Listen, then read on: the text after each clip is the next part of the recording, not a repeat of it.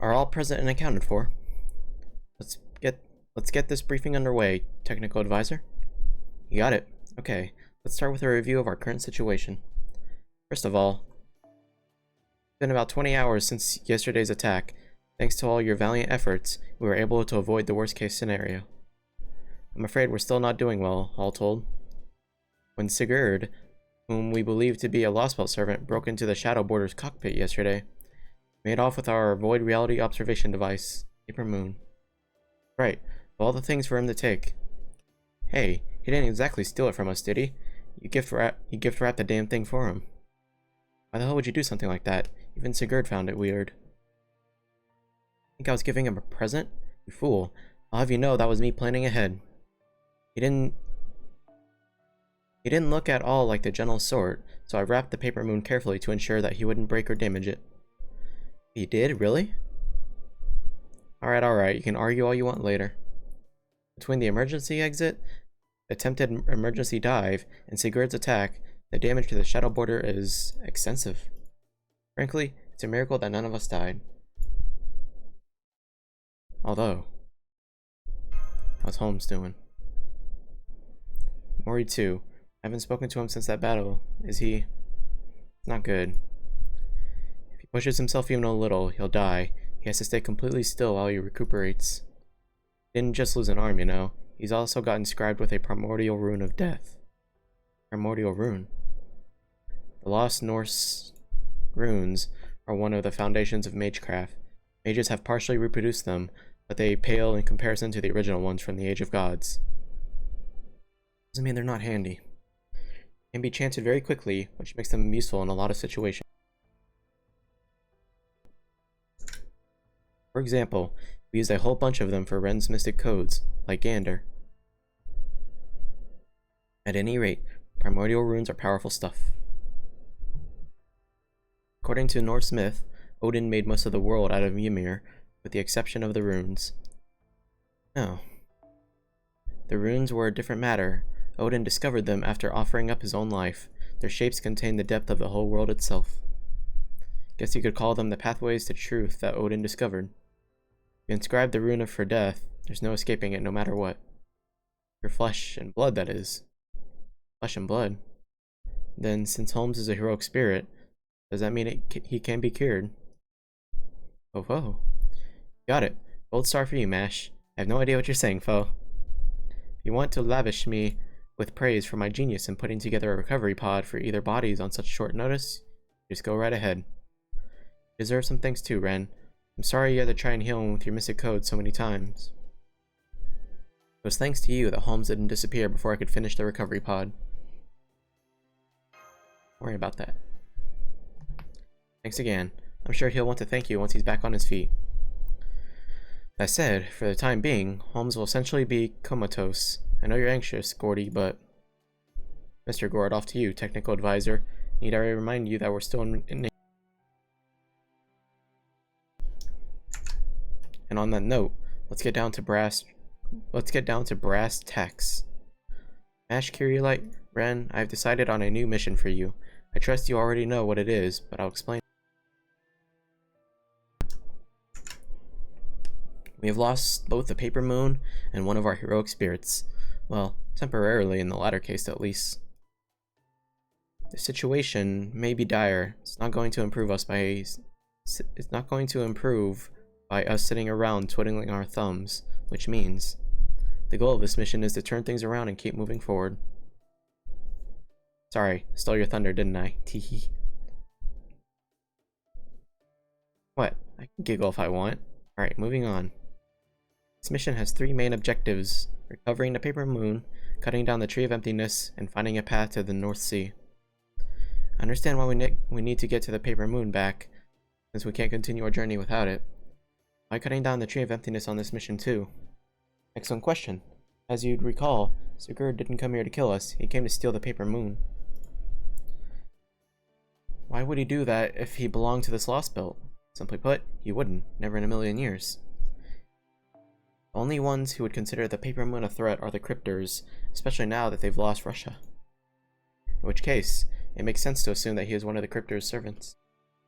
So this Lostbelt crypter already knows we're here, which means...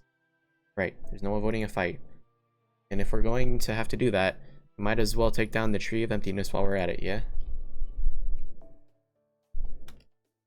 Correct.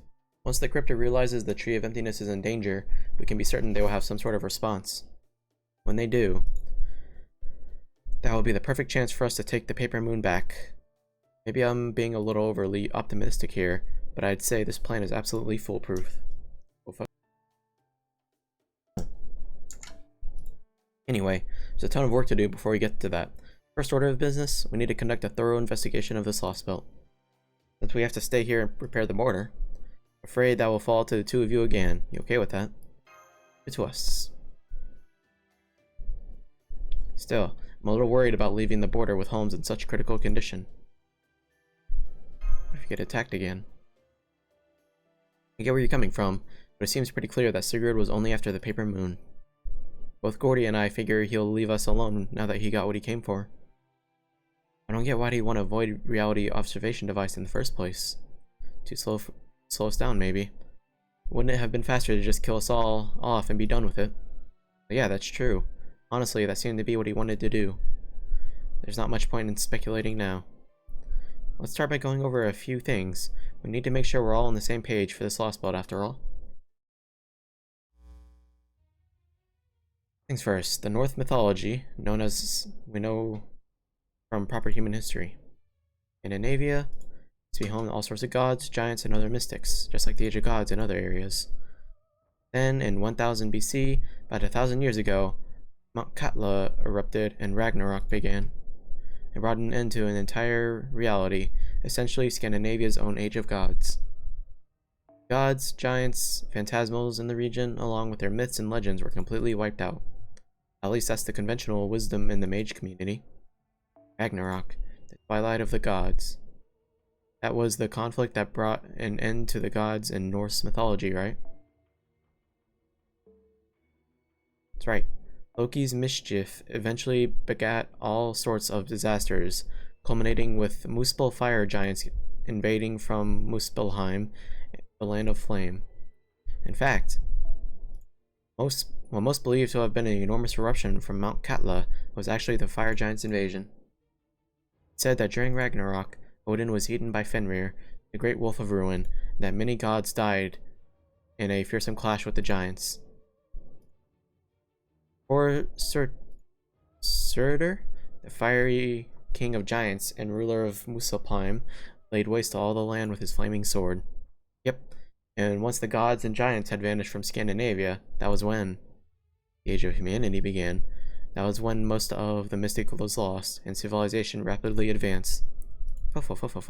Basically, yep. The idea that the reality texture covering the worlds disappeared along with Scandinavia's Age of Gods was more of a presumption, courtesy of mages from proper human history. That does differ a bit from regular historical records, though. The oldest known record we have of Mount Katla eruption goes back to AD 930. There just aren't any records of what happened all the way back in 1000 BC. That tracks the entire texture was wiped out. Again, conventional wisdom says that we only have bits and pieces left over now because of this entire texture disappearing. You really do love your conventional wisdom, don't you, director? What's wrong with that? Many notable authorities support that theory. I'm told it's all but common knowledge in the Clock Tower's archaeology department in the Malastaya faction, to be precise. When you get right down to it, there's still a lot we don't know. Proper human history. We never did get the full picture of the Scandinavian Age of Gods, so all we have are a lot of vague guesses patched together from whatever small remnants we could find. But hey, that's pretty much the case everywhere. However, that is obviously not the case for this version of Scandinavia, not by a damn sight. I'm guessing that here in the Scandinavian Lostbelt, the Age of Gods never ended. Does that mean there are gods here too? Seem to follow. Maybe, maybe not. We're still in the Age of Gods here. If we are in the Age of Gods here, There may well be gods kicking around too, but at this point we can't really say for sure. One of the big questions we need to answer is, when did this Lostbelt diverge from proper human history? The other is, given the giants we've run into, we can be certain that it is still before the AD era, and that Age of Gods level mystics can still exist, but we don't know yet why that is.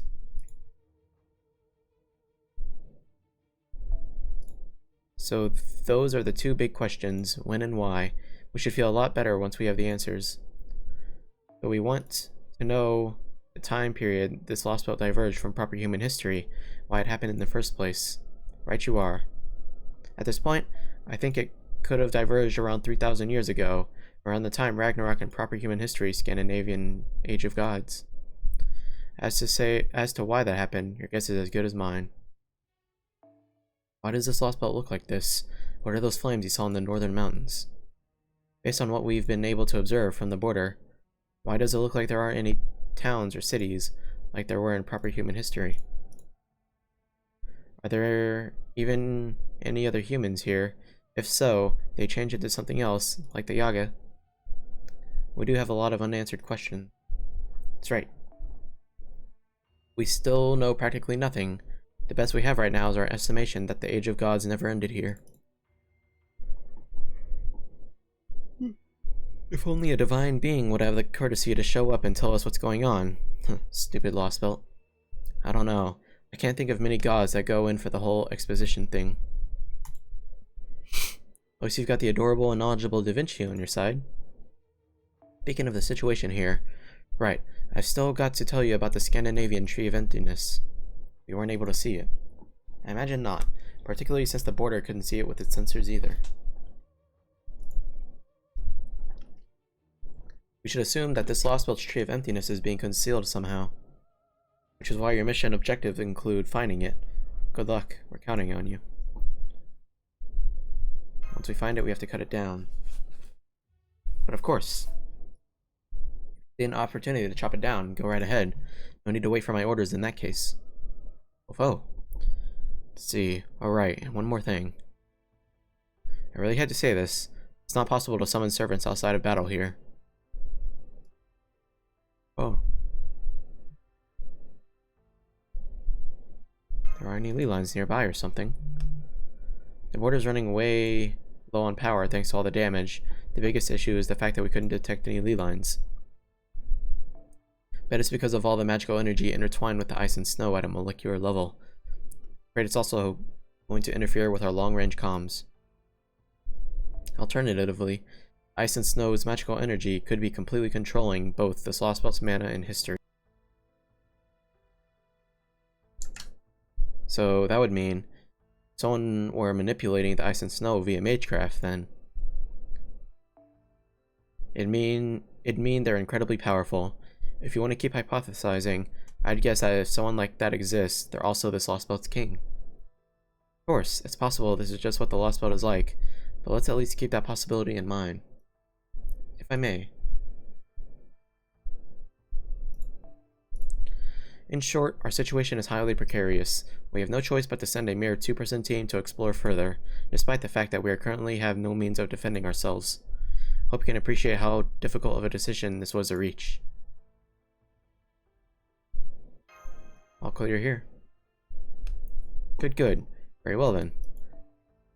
As the expedition team, you'll leave first thing tomorrow morning at 0900. While we're on the subject, let's talk about your current destination too. Though we don't know where Sigurd went after stealing the Paper Moon, we did detect a group of lifeforms approximately 150 kilometers northwest from the border's current location.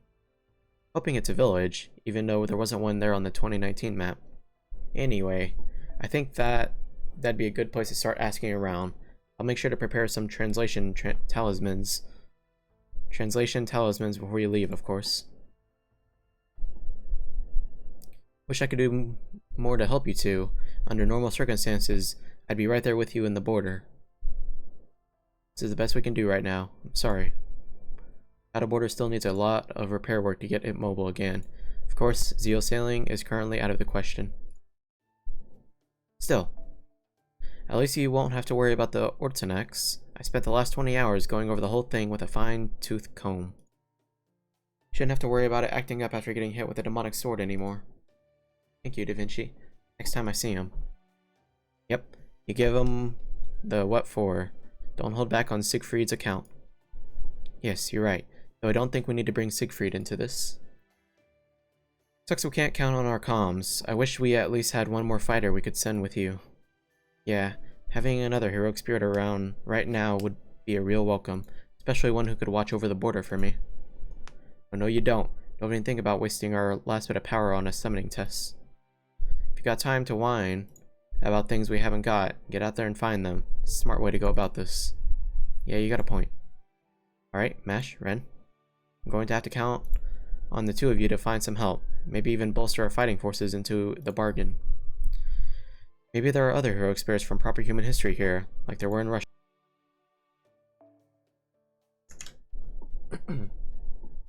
Exactly. With any luck, there will be heroic spirits in the land itself summoned here, like Beowulf and Billy. Let's go over everything one last time. For this mission, you two have 3 primary objectives. Take back the Paper Moon, cut down the Tree of Emptiness. Third, find the path to the North Sea. Of course, those last 2 are more for extra credit, but the first one is absolutely crucial. Let's get started with the information gathering, hopefully recruit some fighters. Got it. Right. Oh. Very well then, we'll begin tomorrow morning at 0900. If there are no further questions, the briefing is concluded. Dun, dun, dun, dun, dun, dun, dun, dun, dun. I'm gonna run. Doesn't look like there will be any blizzard. Looks like today's forecast for the southern Sweden region of this Lostbelt is clear skies. Oh, I'm all set, senpai. Glad it's still sunny out. Me too. I think this is a good sign. Maybe I shouldn't say that in this situation. Still, I want to stay positive. True, getting depressed isn't going to do anything to help us out of this. Got the right idea, Mash. Here, have a Da Vinci head pat on the house. Here you go. Thank you, Da Vinci. Technical advisor, how long are you planning to spend saying your goodbyes? Get back in here already. Need I remind you? You're the only operational heroic spirit we've got right now. Every second you spend away is another second the rest of us are defenseless. What's the matter, Director? Miss them already? Something you want to say to them before they go? No. I mean, yes. The Paper Moon stolen. Our position is extremely precarious. Add to that the fact that we have no mobility on land. We're as good as dead. And we're as good as dead if an enemy happens to find us. Therefore, it is imperative you two complete your mission and return as quickly as possible. Whatever you do, make sure you don't just rush in and get yourselves hurt, or worse. Absolutely cannot afford to lose any more of our human or servant resources. Really, can't afford to lose anything else, given the state of things. Anyway, your first order of business is getting the Paper Moon back. Second is returning here safely. Get on with it. For all's bluster, our new director really does wear his heart on his sleeve. Pretty sure that was his way of showing he's worried about you two. I mean, it's pretty obvious at this point, right? Yes, it is. I'm starting to get a better sense of him.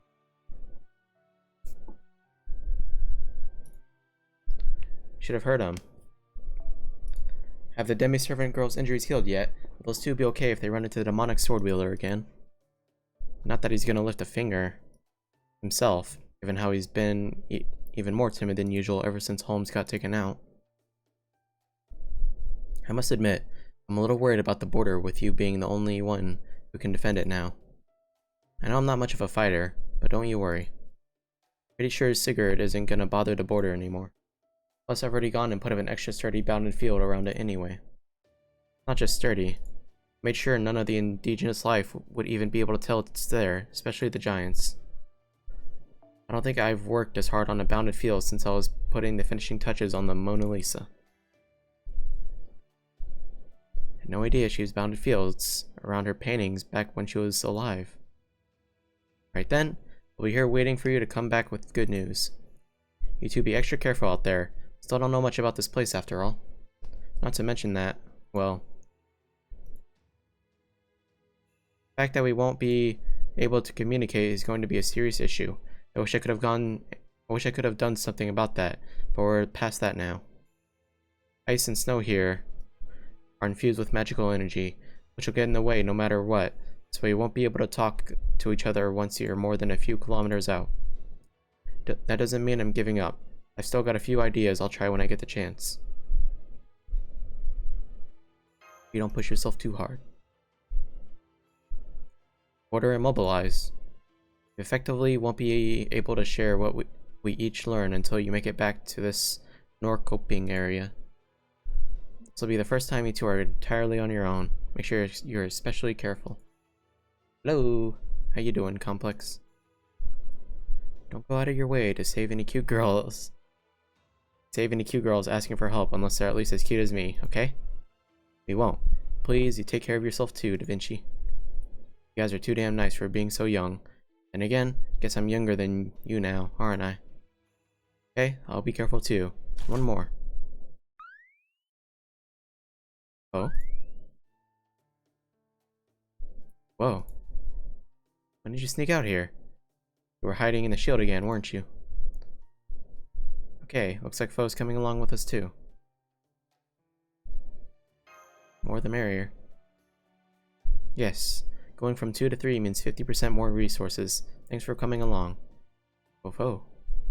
So even Foe's trying to help make up for our lack of personnel now.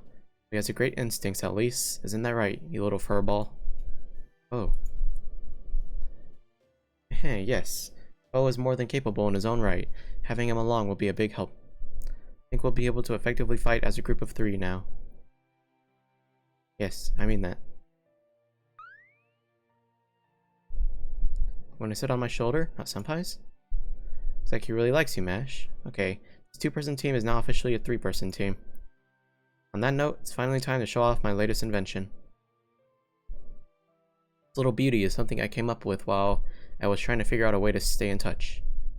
Sadly, they won't help us communicate, but they will help you get around this Lostbelt a lot easier. I give you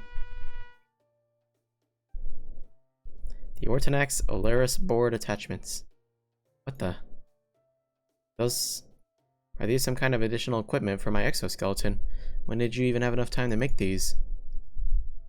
They're skis.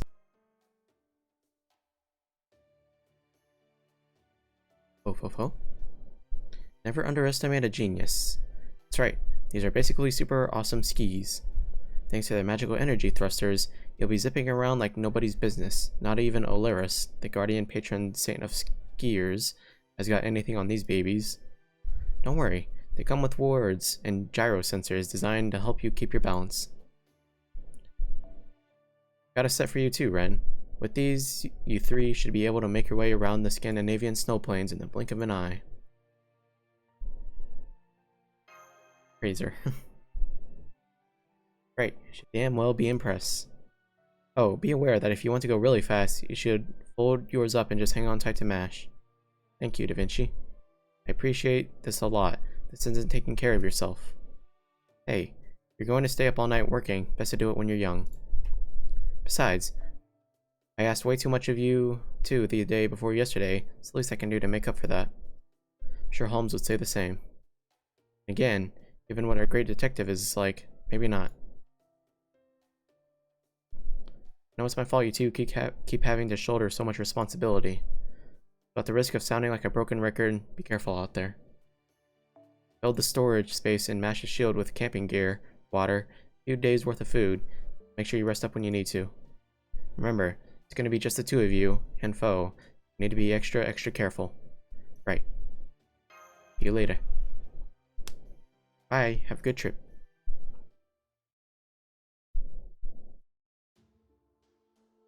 On to the next point. We got Assassin and Berserker.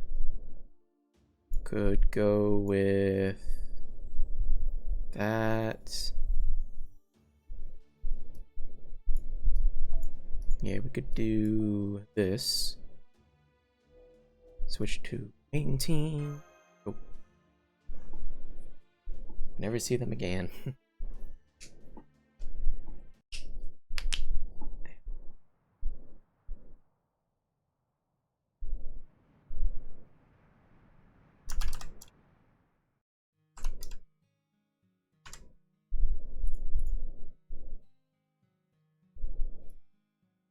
No ice and fire. This is the Scandinavian Lostbelt. Looking at it again, it's all very beautiful. Yes, that's true. It's definitely a beautiful landscape. Ice and snow need extreme cold, but fire is one of the hottest things in the world. Somehow, here they are, coexisting. Never seen anything like it before. Same time, it's kind of bizarre. Doesn't seem to be anything here that can burn. There's the fire floating above the mountains. Scenery may be beautiful, also incomprehensibly mystic.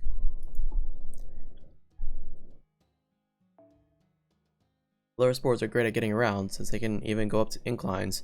When you move at high speeds, you really won't be able to take stock of your surroundings as much. Now that we're taking a break to look around, there are several things I've noticed.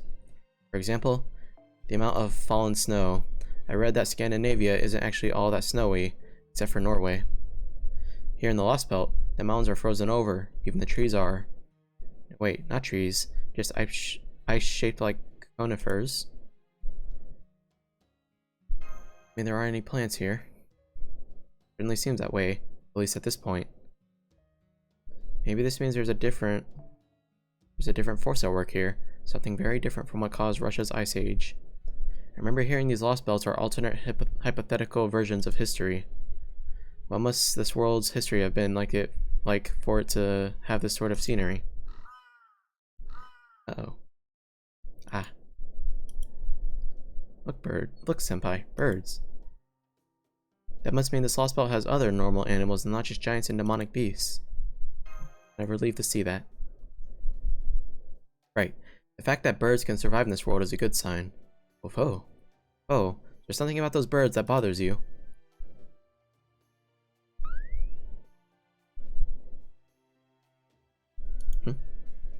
Anyway. We should get back to our journey. Oh, you stay inside my shield while we use the Olaris boards, okay? We don't want the wind blowing you away while we're on the move, after all. But first... Here's a map of where we would be in proper human history. Definitely some margin of error, since there aren't any GPS satellites to sync it up with, but it should still help. Here we go.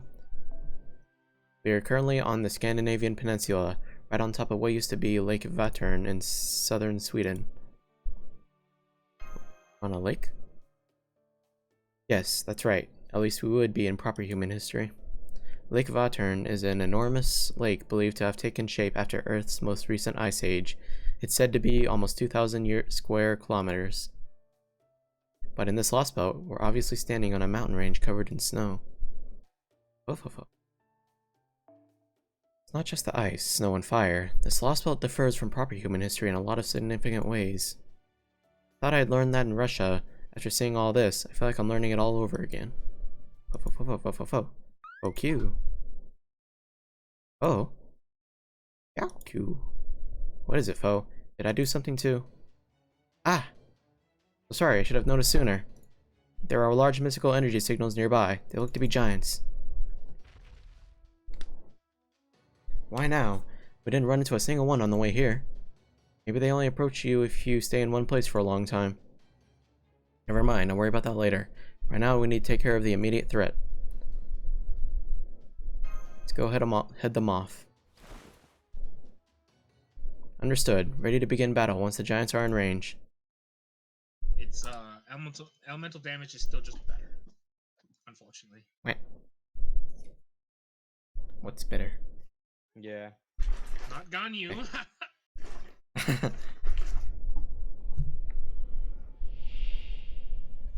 I'm gonna try the challenge. Defeat 4 guys. No 20 enemies, no deaths. Okay. Oh, okay, I see what you mean now. I remember this event that we did before. Oh, elemental damage in FGO. They're talking about a different game. I think they're talking about Genshin. It's not that. That.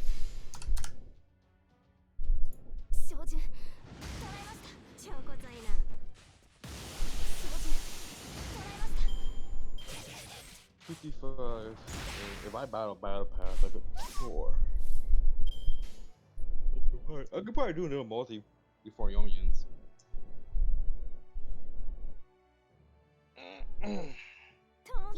That means I gotta somehow scrap up a bunch of payments. Oh well. My main goal is to get one Sarah, because I like one. I like at least one of the 4-star characters. I don't care about ball. Balls? Yeah. Mm-hmm. I care about balls. The samurais are so. Still being carried by the sports? Yeah. Say, I'm kind of new at the game, so they hard carry me. That's how stupid it is. And they heal pretty much half. So if they're like 1 HP and you let them heal, they go to that. Oh. Klee just got one-shotted I see. with 17k health, huh? Huh. Yeah. Well then. Yeah. Huh. That's good to know. That's good to know. Yeah, about 2 to 3 months, I'd say. I'm gonna slap on Ayaka. Bayak. I'm just gonna replace Klee at this point. This challenge is actually hard because there's so much. Like, just the big samurais, not the small guys. Small guys are kind of pathetic. Die to pretty much anything you throw at them.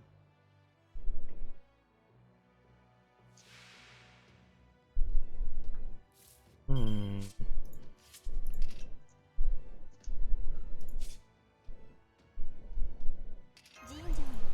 Can I move? Guess not.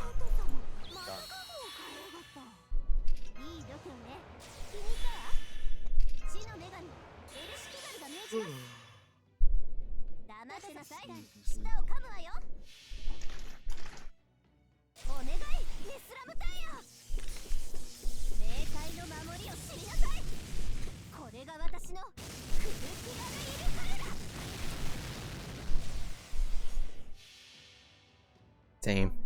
She's great. All the challenges.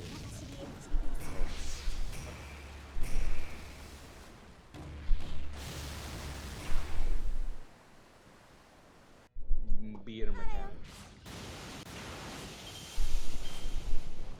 Trash. Alright, Brandon. We don't need his hate. Let's see. Yeah.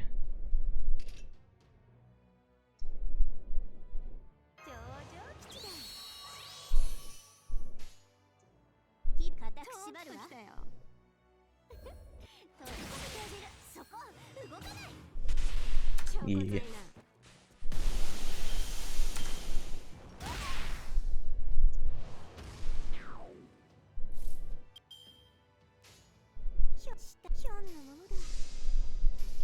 oh, and now I gotta do What?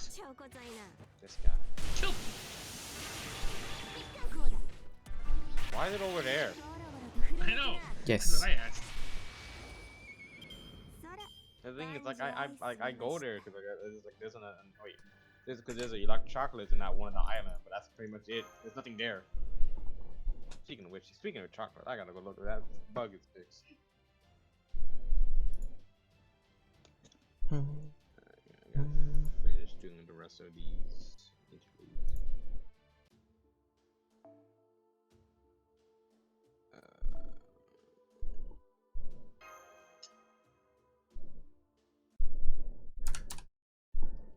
Battle is over. There are no other magical energy signals within 30 meters of our position. I have to apologize again, senpai. And after all the Da Vinci reminders to be careful, I still let my guard down.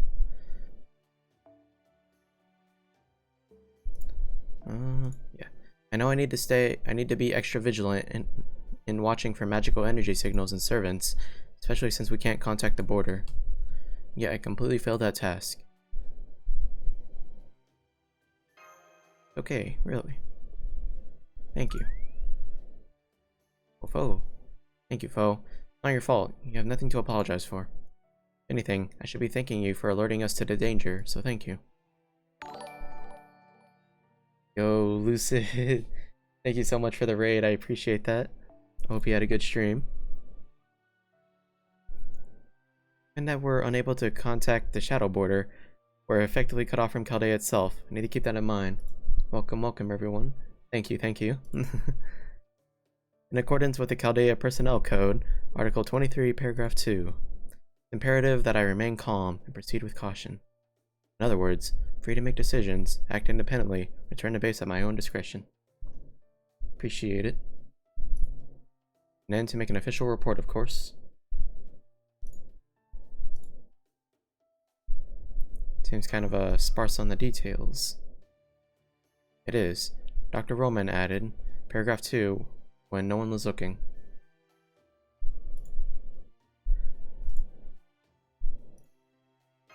Just like him. Yes, it is, isn't it?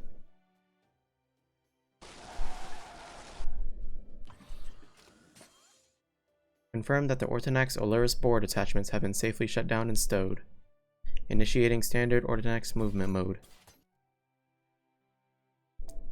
Since there are a lot of trees in this area, I think it would be better to put the Olaris boards away and move around on foot for a while.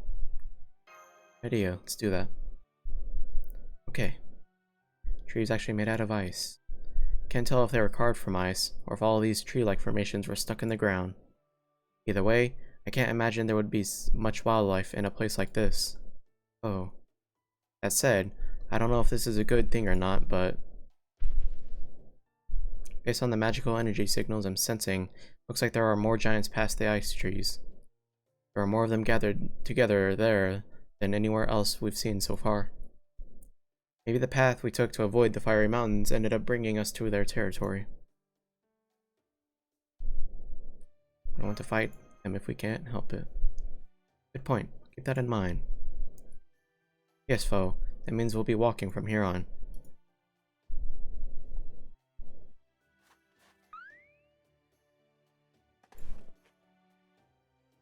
I believe he's already gone that far ahead. Please don't run off too far on your own, Foe. We don't want a giant spotting you. Then again, maybe it would be okay. So cute that even a giant might want to keep you as a pet instead of eating you. Hi, can I talk to you about something? Of course. Thank you. He has been bothering me about him. Sigurd is one of the greatest heroes in all of Scandinavia. He reforged King Sigmund, his father's demonic sword, Gram, after the divine spear Gungnir battered it. Then went on to defeat the dragon Fafnir and gain its wisdom. That all fits with what Holmes told us. Later, he and Brynhild the Valkyrie fell in love, but their relationship was poisoned by hate and ended with his death. He has many of the same roots as Siegfried, so much so that some believe they were actually the same hero. Yet, I don't know why, but I didn't get that sense at all from the masked heroic spirit. It's definitely really strong, but something keeps nagging at the back of my mind. Hard to put into words, but Senpai, I think I hear some. Yeah. Sounds like a child. Right, came from the northwest. Let's go.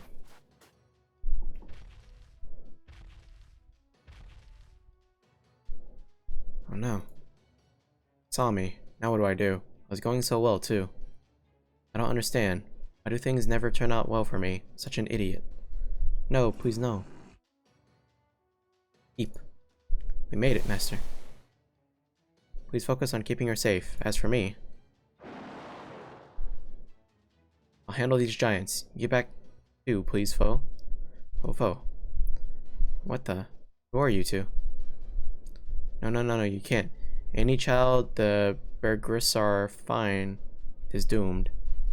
So, you have to run away if you see a child being attacked by one of them. I don't understand. Why are you doing this? Go on, get out of here. Can't do that. Huh? Yeah, idiot. Now they're going to squish all of us. But they won't. We won't let them. Order the next is holding steady at maximum output. I can do this, Master. Save this girl. Right. The last challenge Mm-hmm. was Zhongli, because stun, if I am able to stun plus high damage. Right. Kazuha can replace for Sucrose, either works. Yeah. Because Kazuha has good AoE and stun that can actually like stagger them. Mm-hmm. Bennett for heal and damage, and then Ayaka for damage. Yeah. But only just to use her burst when she's out. She can get one shot by literally anything I hit her. So it's 95 at the moment. Yeah, at the moment. Darn. Oh well, I mean, There'll be more later. this it hurts me because like I put 95 and I think it's not finished. Yeah. 2 more. That's unfortunate. Yeah, these are good electro signals. Wait. So Brennan, when you're fighting those big dude, you have Arthur Pendragon? Do I have who? Arthur Pendragon is support. He's a saver. The male his third skill gives bonus damage to super giants. Maybe. I'll see you next time. Oh, my paramedic transformer. I forgot about it. In this Lost Belt, this is the only time that applicable Brennan that Arthur Pendragon uses third skill. Canonically uses his third skill. Because what his third skill is, it does bonus damage like to super giant, like for like giant enemies, right? Is that a problem? Most enemies you fight are not giant. And in this Lost Belt, right? At half an enemy you fight is giant, so that skill is basically much like a god tier. You can actually use on a daily basis. Hmm.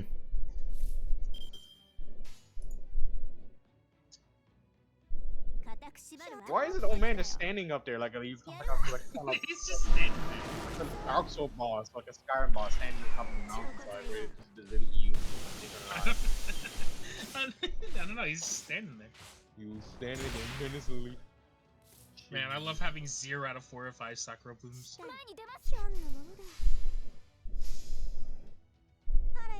I can ascend Bennett right now. I just need to fight the Pyro boss.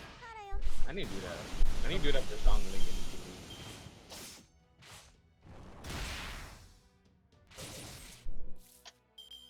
I need to do that for Zhongli at some point. she's at 80 right now, and I can't level her talent because of level 9. Like from level 8, you have to be level 90 to go to level 9. Yeah, which is annoying. It's alright. It's alright.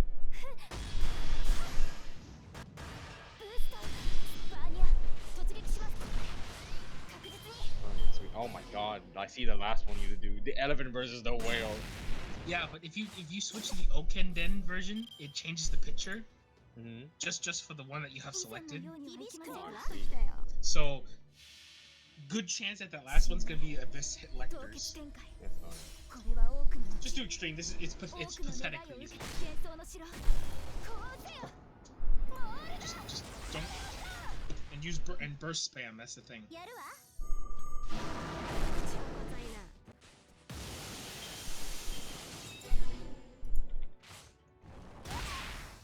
Lightning. This whole gimmick of this first one is just to spam your bursts.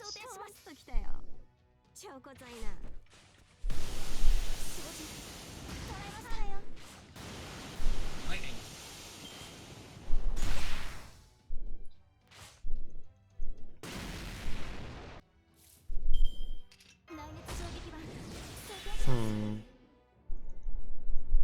Man, imagine if Jean had better, like, CC abilities. How dumb that would be. What do you mean Jean's perfect already? I know. Well, what if she was better? Yeah, I think.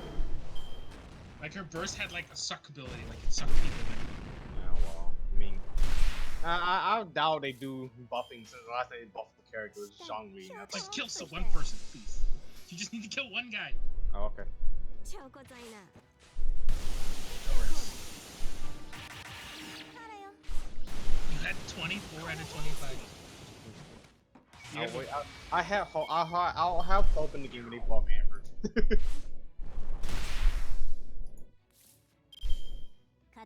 Okay, Austin, have fun with the Okiden.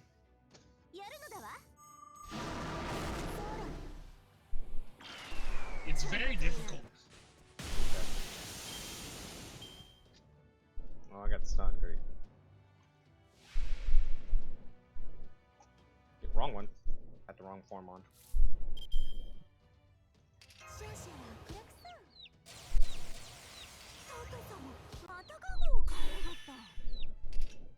Lightning.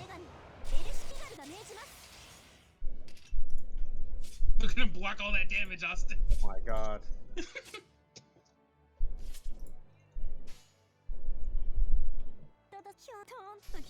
Try that. And bosses are quite challenging, so be warned. Okay.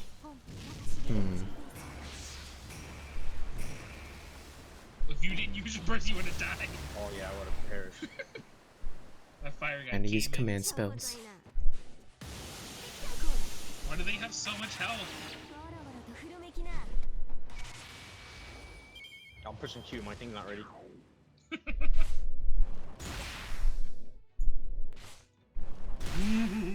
Oh my god.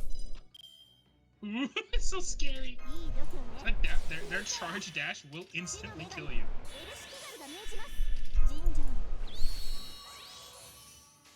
It's not to tackle you.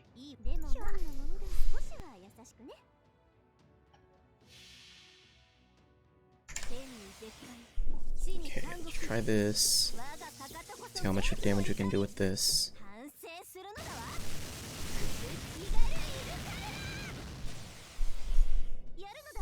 Not bad. Cool.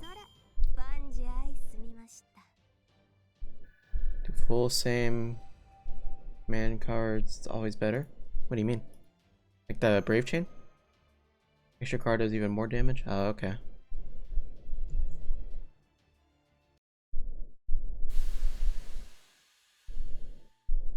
Battle is over. Don't detect any other magical energy signals within 30 meters.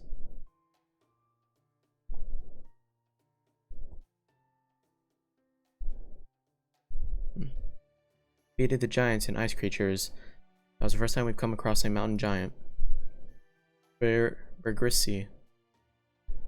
In Norse mythology, they were a race of mountain giants that were on friendly terms with the Jotnar, the frost giants. I don't remember reading anything about them banding together and attacking humans like that. First things first, good job out there. Okay. Thank you, Master. I managed to fend off the attackers without sustaining any injury, all thanks to your support. The load on the Orthonax is well within its tolerance. Da Vinci did an amazing job tuning it up.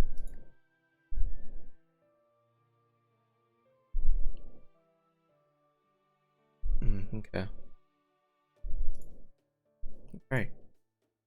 Senpai, is that girl? Heavenly Mother, O most merciful goddess, please, I beg you. Even if the giants do smush me flat, please let me stay with everyone else after I die. Excuse me. Speaking Swedish, Talisman doesn't have any problem translating conversation, but still a little hard to make out what she's saying. Might just be me, but this kind of sounds like she has a strong accent too. It's okay, you can open your eyes. Alright, we're not gonna hurt you. Promise you're safe for the moment. Alive? No more Bergrissar anywhere around? That's right, you have nothing to worry about. There are no more giants around here. What's around? Relieved. It's amazing. Can't believe it. The goddess must have sent you. Thank you, thank you, thank you. You two saved my life. That's so amazing. How did you do it? Usually, anyone the giants see ends up getting pancaked. None of us are even a little bit squished. I'm sorry. You're supposed to introduce yourself when you first meet someone, aren't you? I remember learning that. My name's Gerda. Hello, Gerda. It's a lovely name you have. It has a wonderful Nordic ring to it. Thanks. I like the way it sounds too. Very nice to meet you both, Miss Black Armor, Mr. Black Hair. What are your names? I'm Ren. I'm Mash Kirilight. Ren and Mash Kirilight, huh? Got it. You are incredible. Can't believe you really saved me. What village are you from? You don't seem like you're shivering. How can you not be cold with so few layers? It's nice and warm thanks to my fur coat. I knew I'd have to be ready for anything once I decided to go out on my own. The grown-ups won't help because they're busy getting everything ready for tomorrow, so I have to do it all myself. That includes the cooking, tending to the children who have come down with terrible fevers. Alright, a reward. When someone does something nice for you, you have to repay them. I don't have anything on me right now. I'd have to go back to the village. Also, I'll have to find the medicinal herbs before I go back. What did I do? Senpai. This is the first Scandinavian we've met. This must mean there are human villages here. They don't seem to have mutated to adapt to their environment like the Yaga had. Maybe that means their culture is closer to proper human history. Although for some reason, her outfit doesn't seem anything like someone would wear in 2020. Regardless, I think she'll be willing to take us to her village. Once we get there, we can ask around. Right. Hi?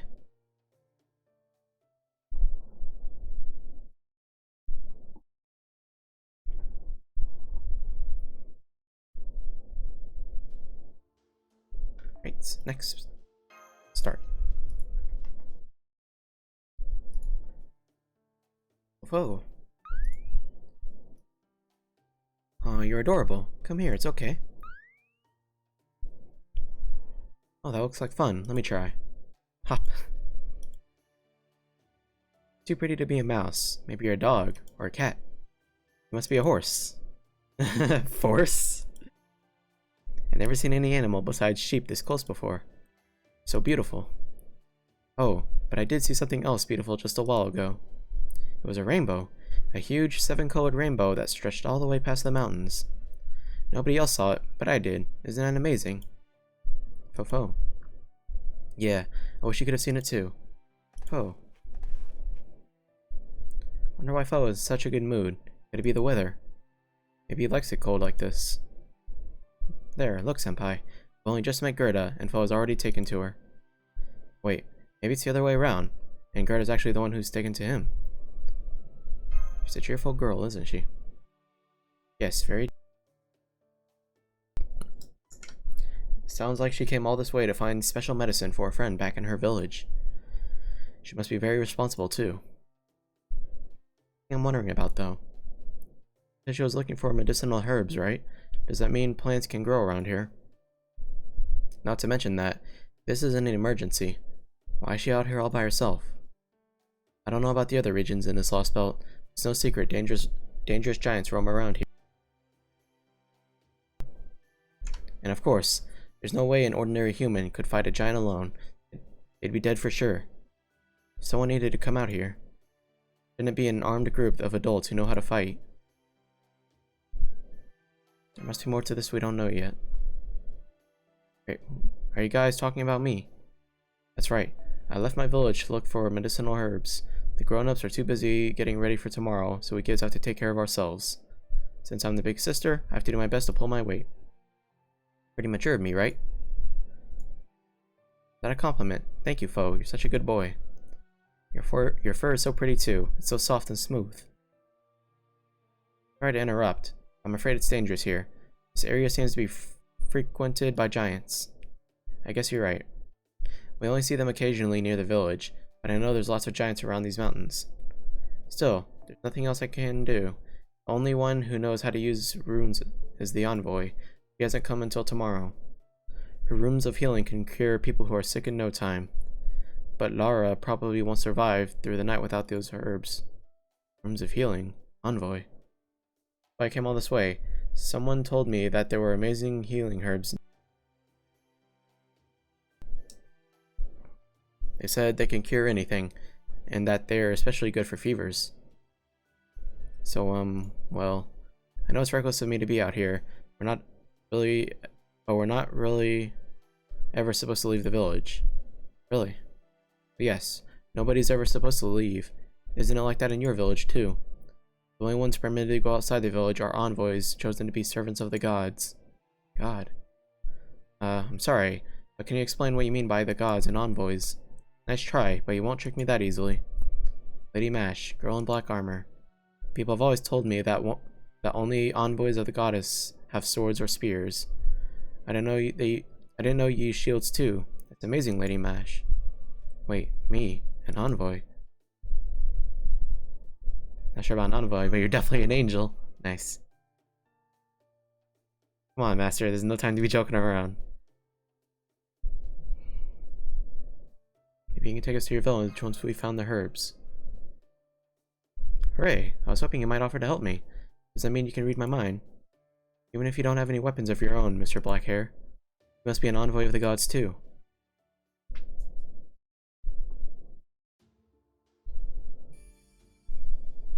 Question mark.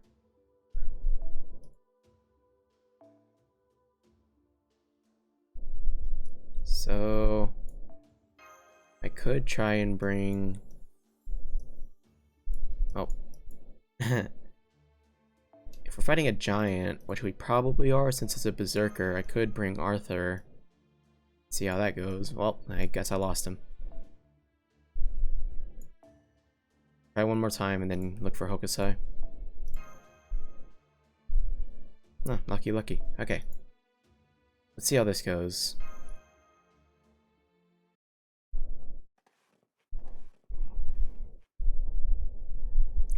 Tree of Emptiness. The sun. Fo. That's right. The Tree of Emptiness is like a huge tree that stretches all the way up to the sky. Have you ever heard of anything like that? As for the sun, we were hoping you might know something about why it's so big here. Sorry, I don't know what you mean. I don't know anything about either of those. Never heard any legends about a big tree like that. The sun's always been that size. Just like the mountains always being made of fire or ice. Just how it's always been. Nobody asked why. I see. Ah. Oh no. Did I say something to offend you, Lady Mash? I'm so sorry if my answer didn't satisfy you. Oh no, it's fine. Please don't worry about it. You have nothing to apologize for. Right now, let's just focus on finding those herbs. Sure. Okay, thank you. It'll be pretty close by. Senpai. In Norse mythology, world tree, Yggdrasil, played a very important role. I know she's young, but it seems a little strange that Gerda wouldn't know anything about it. Right, it does. Right. Given that Lostbelts, by definition, are alternate histories that differ from proper human history, worlds where the pruning theoretical phenomenon continue to take place to the present day.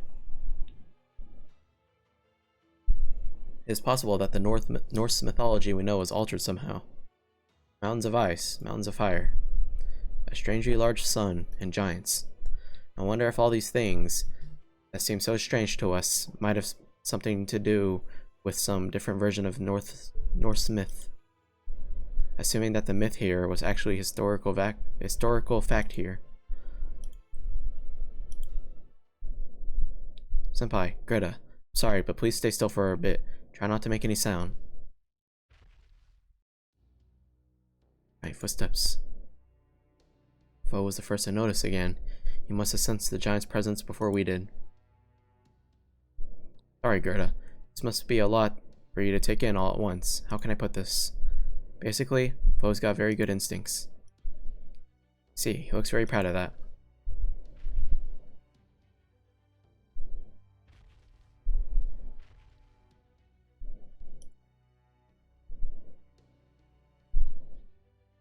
Footsteps aren't getting any quieter. Looks like the giant isn't about to leave. Of course not. We're almost there after all. Let's work. This way. Follow me, but be very, very quiet. Activating stealth mode. Its silencing talisman should muffle the engine and exhaust noise. I should do it. Let's go, Master. Wow. This is the place.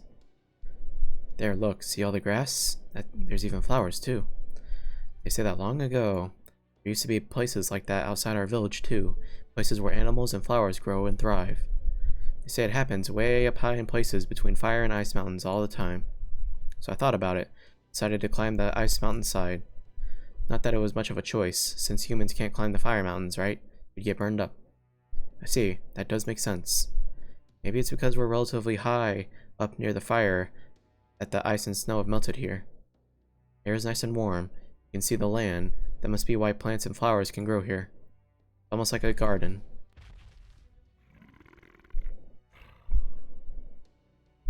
Can't help but notice the giants. Yes, there are giants walking around here too. That has helped us learn something, Senpai. Looks like Norse giants can live in all kinds of environments, not just cold ones. In fact, judging from the way they're gathered here, they may even prefer warmer climates. Guess they don't like the cold either. Make things difficult. It's true. Suggest we whittle the giants' numbers down a bit, collect the herbs we're after, and quickly activate the Alluraspor's thruster modes to make an emergency getaway. Oh. So far, our path has been through the eastern ice forest, but the west looks to be a steep, snowy slope. So if we can just get to that slope and ski down the rest of the way. Yes, if you're good skiers, that will work, I think. But how can we? We don't have any skis. Alright, we've got that part covered. You brought skis with you? Where are they? Oops, I'm so sorry. It's okay, Gerda. We'll just start the operation sooner than we expected. Requesting orders and support.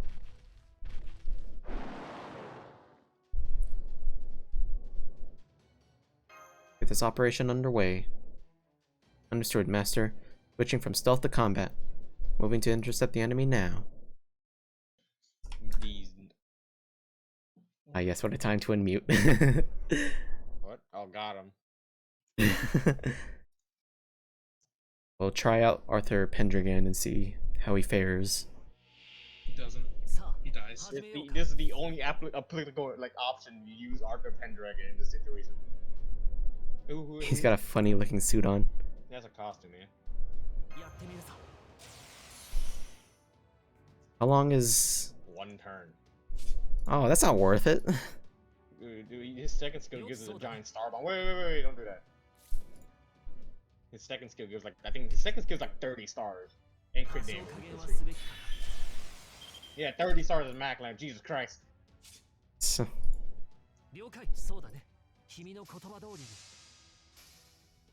He's a cool MP though. Yeah.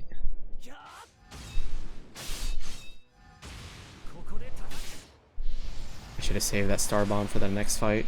Oh well. Oh, this dude's smash. She got double taunt. Yeah, I don't like her kit that much. I like it because it's double taunt. No other character has double taunt. It's just I like the it's defensive. Also, it's just C5 Amber. It's just C3 Amber. C4 with double Baron Bunny. C4? C. It is C4. Double Baron Bunny go. Hey, is this the sword you got from the guy?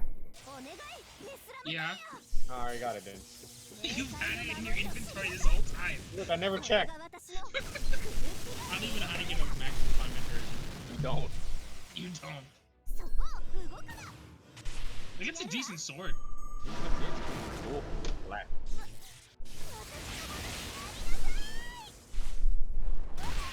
Okay. Yeah, if you get Arthur's MP, it's cool. It's cool.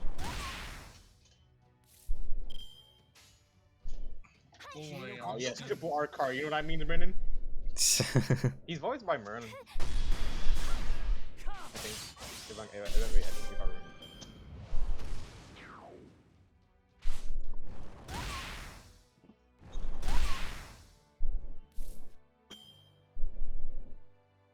Actually, Brendan, use that cooldown skill. Use what? The cooldown master skill. Yeah, but that won't charge my NP. No, his third skill gets MP.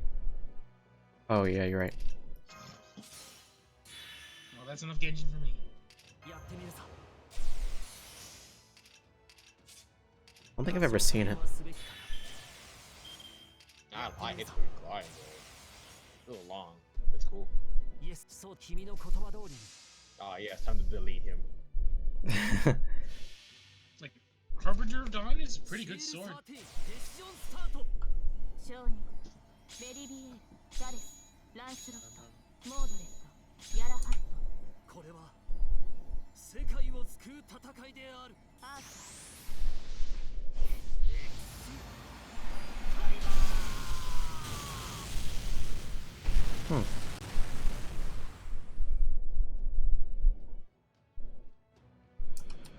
So, so both voices of Arthur talk in PNP.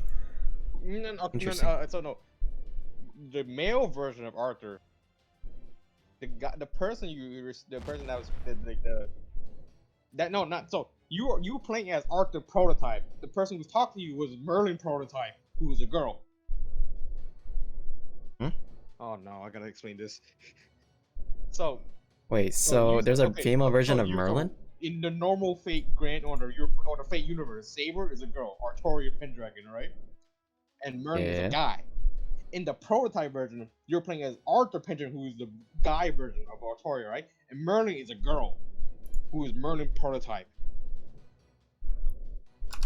Fate Merlin Pro type. Oh. Huh.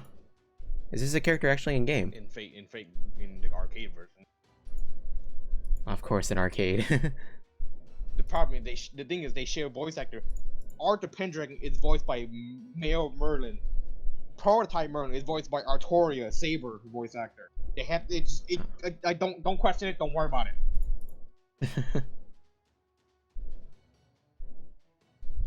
Huh, that's cool. Too bad we'll never get her.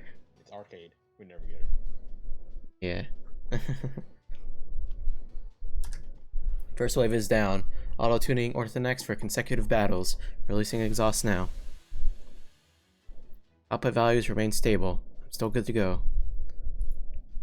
Don't worry, foe. Conserving energy for escape. Resuming battle, master.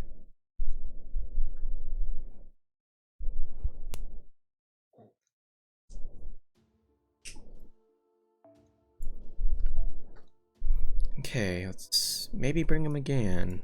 Didn't seem horrible. We get the level 100 one. We'll work with that. Good.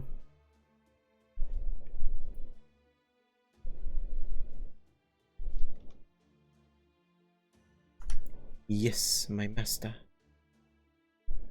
Oh, I used that. Oh, that sucks.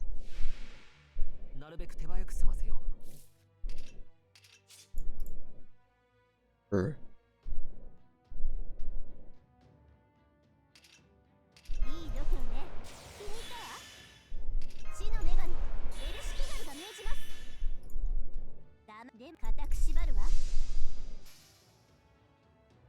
Very gamer, hell yeah. Yeah, it's confusing, Brennan. Prototype version. It's just you take the fake stadium and then reverse it. Yeah.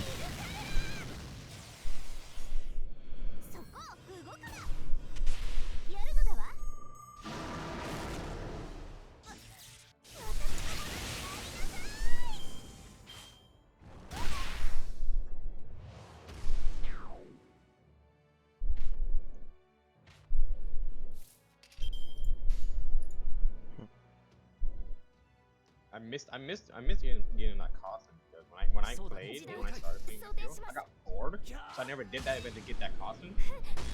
Hmm. Do you have Arthur prototype? Oh.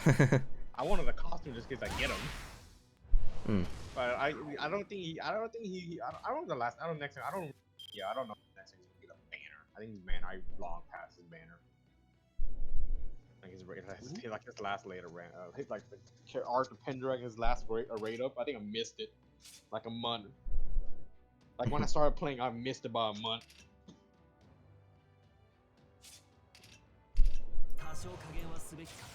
You don't get a lot of yeah, you get 20%.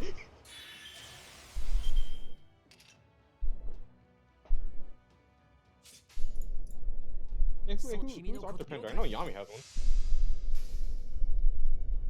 This is Oyami Buns right now. Okay, yeah. I know Yami has one. Someone else I just used earlier had a level 101. I don't remember who it was. But yeah, this is the only like you can use it when it's Art of Giant. Pretty much, just lost Art of like wet dream of super giant enemies.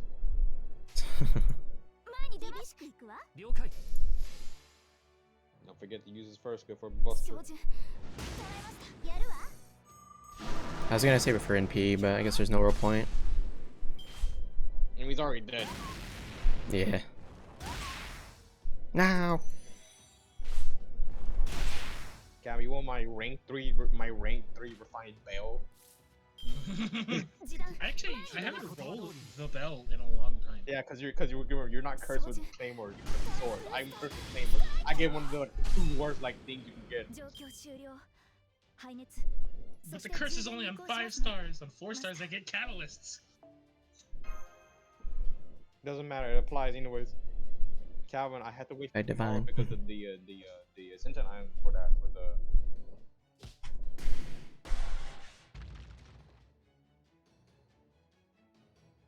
Second wave defeated. And she really is amazing. I can keep going no problem. Whoa. Yes. Pretty sure I'm not pushing it too far. The Ortonex's output is down by about 20%, but it should be fine for another battle at least. More about me, senpai.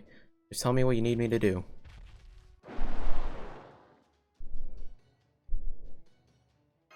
Oh, a bunch more coming. Whoa. Huh? Stop Gerda. She's trying to run off on her own. I'll be right back. I can't just sit around and do nothing while you guys fight. Gerda. Not going anywhere. Expanding Ortonex's functionality. Temporarily boosting output. Amalgam Goad. Hang in there just a little longer, Mesh. I will. Don't worry, I'm fine. Got the herbs. I did it. I really did it. Mesh. Understood.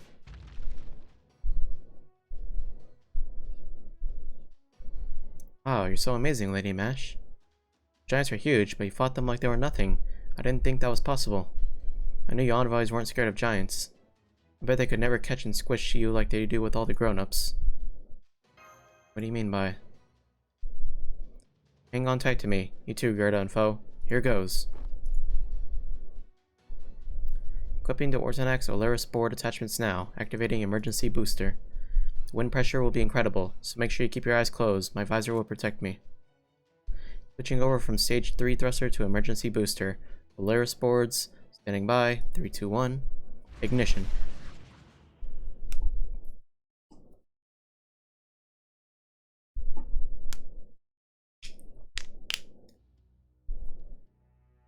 Hello, Ophelia.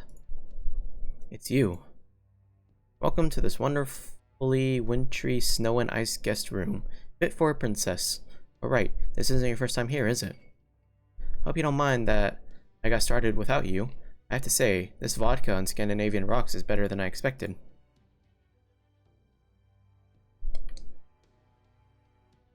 Oh my, I can see you don't approve of drinking on the job.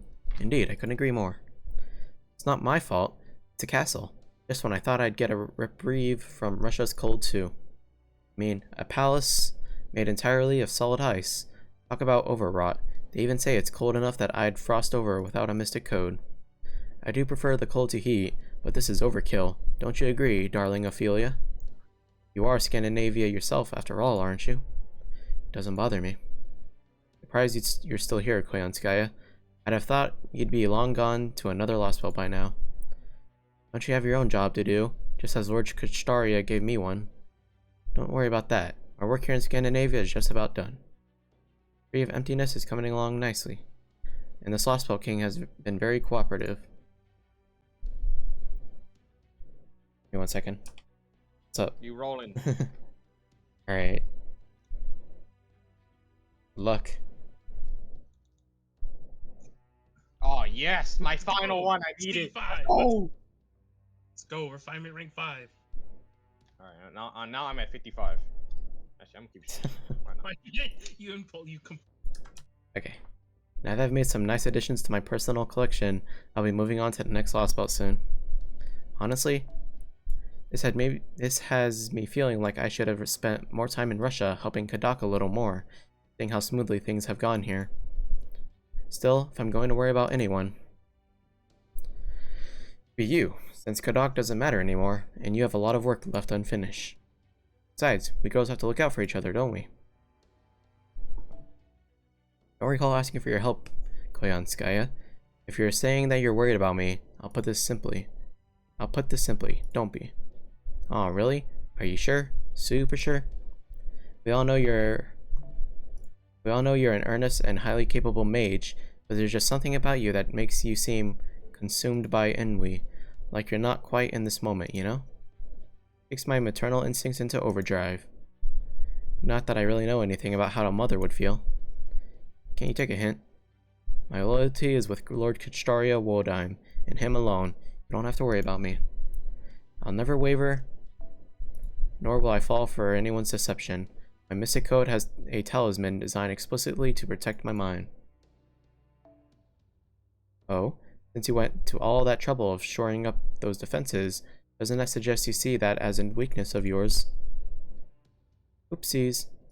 I guess that's what they mean by let sleeping dogs lie, or maybe silence is golden would be more apt.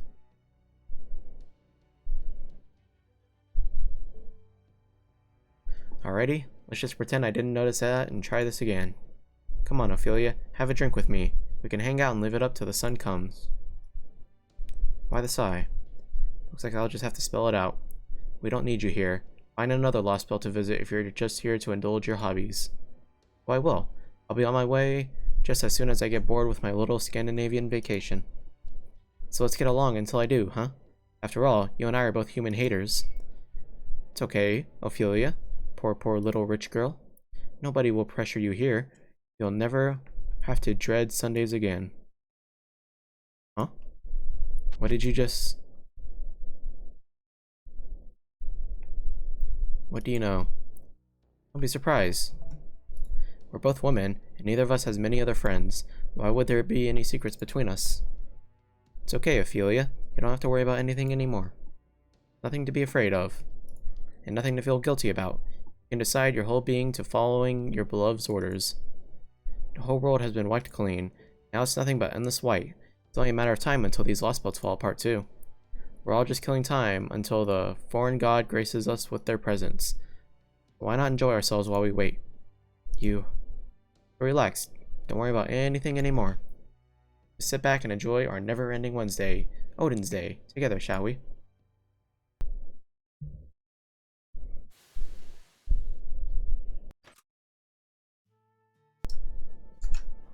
Shutting down high-speed mode now.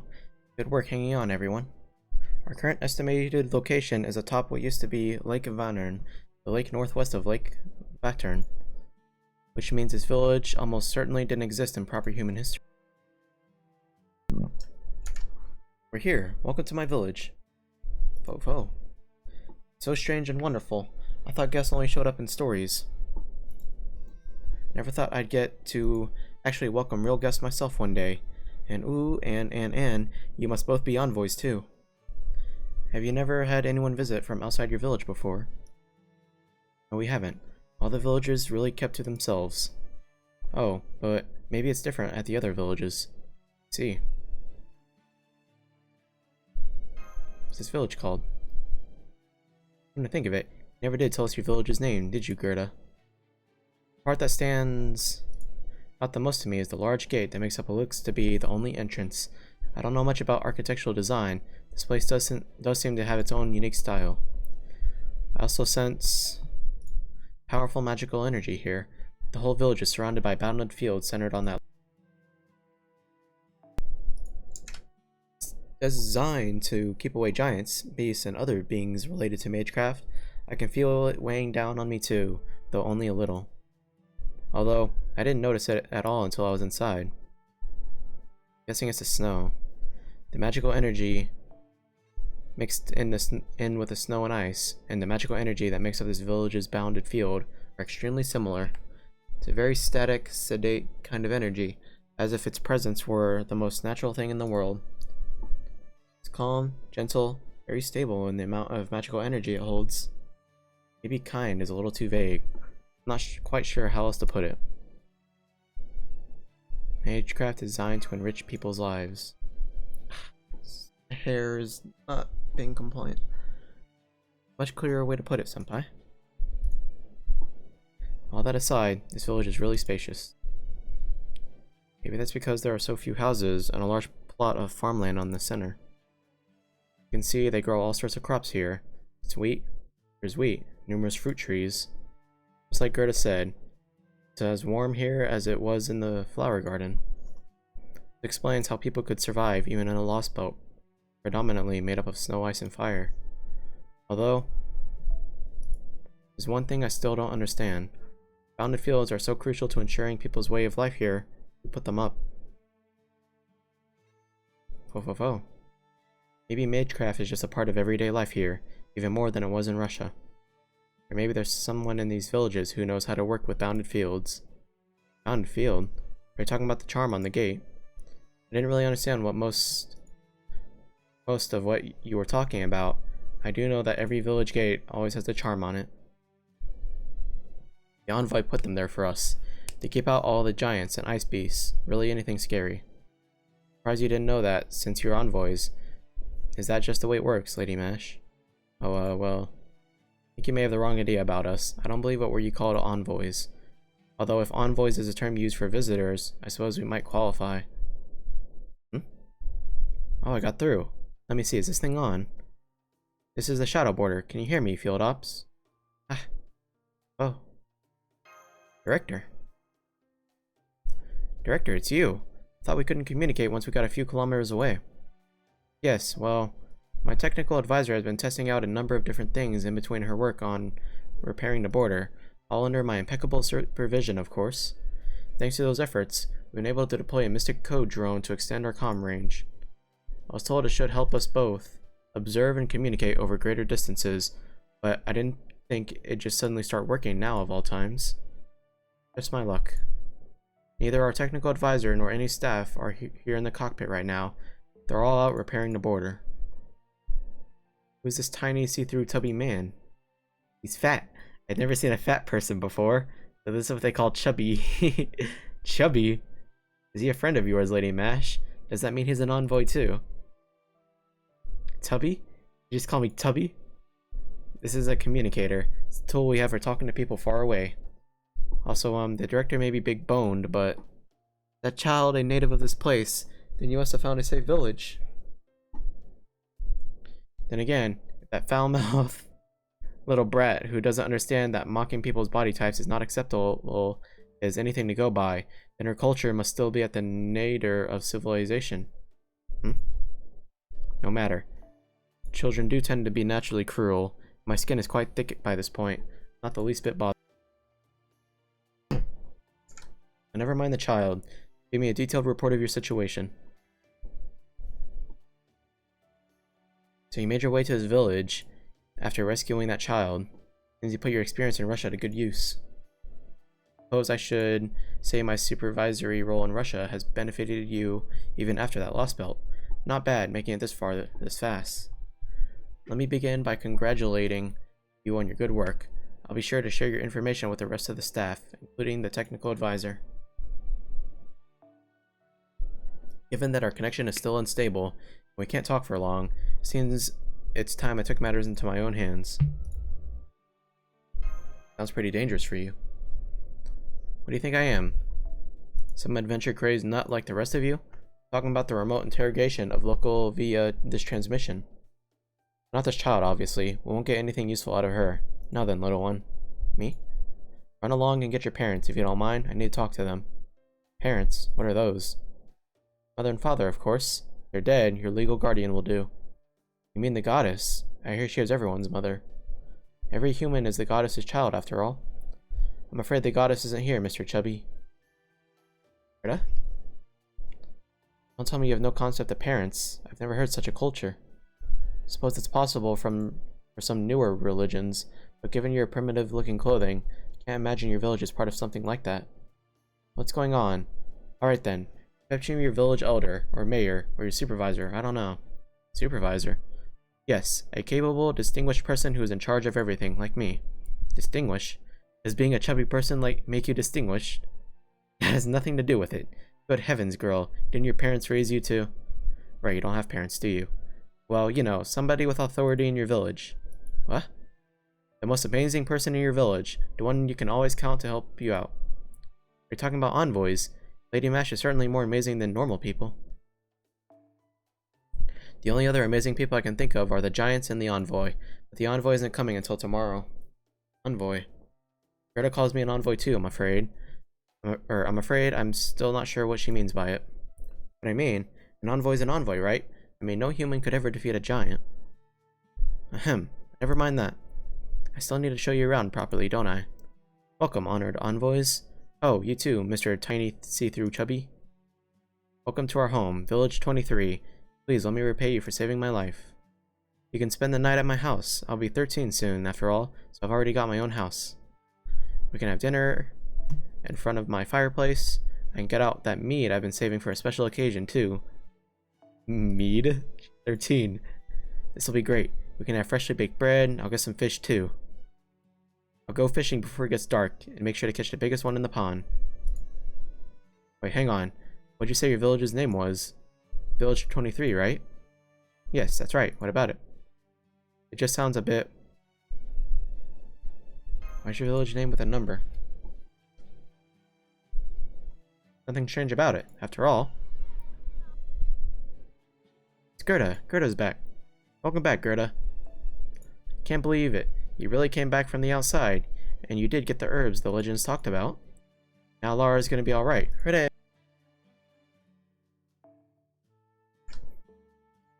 Who are they? Oh, there's a white animal too. It is an animal, right? What is it? Is it a mouse? So pretty, miss, and your black armor is so awesome. Pretty hair, pretty face. You look like the envoy. Are you an envoy too? Your boobies are so big. You look so cool in that armor. Somehow. That old guy's so tubby. Why are you smaller than us even though you look so old, mister? Be quiet. Your children never stop squawking. Just run off and play, would you? Or better yet, go and fetch a grown-up. I don't actually see any grown-ups. That's true. I haven't seen a single adult yet. Since this village appears to rely on agriculture for its survival, it may be that everyone of working age is just out in the fields. If that's the case, why aren't there any elderly people around? Is that true? Well, of course it's mostly children here. That's how it is everywhere, right? Besides, it's so funny, Lady Mash. Everyone knows the elderly are just from legends. Of course, you're not going to find any in a village, I mean. Every grown-up leaves when they turn 25, right? As in, leaves the village. Of course. Huh? What word are you saying? You couldn't possibly survive out there, what with all the giants roaming about. Yes, I know. Every grown-up with a 10-year-old child leaves once they turn 25 and gets eaten by a giant. So nobody ever lives past 25. If you haven't had a child up by 15, you have to go too. I've heard that's true for every village. At least all the villagers from 1 to 100. What? Are you telling me there are no adults over the age of 25 there? None? And that people who turn 15 without having children have to leave to die? Uh-huh. Children and grown-ups raising them are the only ones allowed to live in... Children and the grown-ups raising them are the only ones allowed to live in the 100 villages all the goddess and her envoys made for us, after all. There's nobody over 25. Lady Mash, Lord Ren, Mr. Chubby. I'm so sorry, I don't understand. Why are you all so shocked? That's just how it is. It's the same everywhere, right? I'm turning 15 in 2 years, so if I don't have any children by then, splat, that'll be it for me. This is absurd. Everything you're saying is ridiculous. Well, the way your mind works is too. You even grasp what you're saying? You're telling us that there are only 100 people in each village? That you have to die if you don't have a child before you turn 15? That you'll die in 2 years? Are you some kind of homunculus? How can you say things like that as if they're normal? Even look happy about it. You too, Foe. What happened? Why do you sound so sad all of a sudden? Oh no, did I say something to offend you again? Now what do I do? Huh.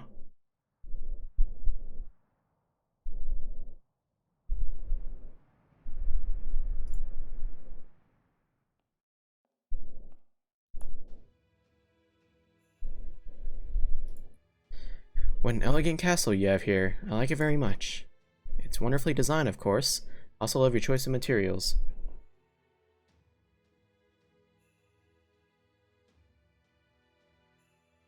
It's made completely out of ice, after all. No human could ever live here, no matter how beautiful it is. Perfect witch's castle. Something humankind yearns for, but can never hope to reach. You really do have an excellent taste, your majesty. Who said this was made to my tastes? Oh my, you mean it isn't? Does that mean you'd prefer something more typical, like Cinderella's?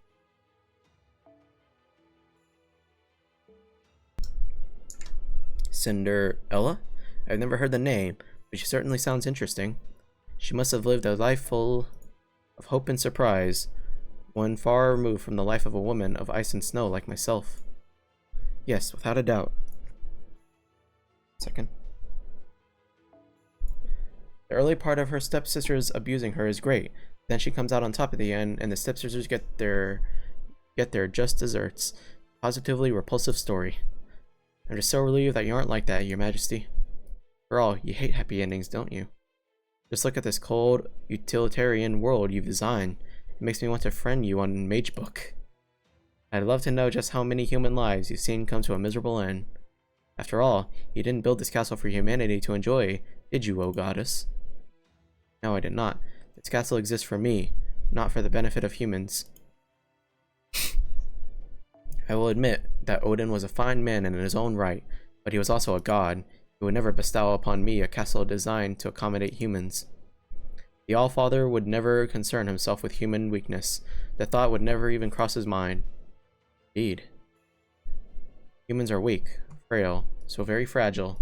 Their lives are snuffed out by the mere passage of time.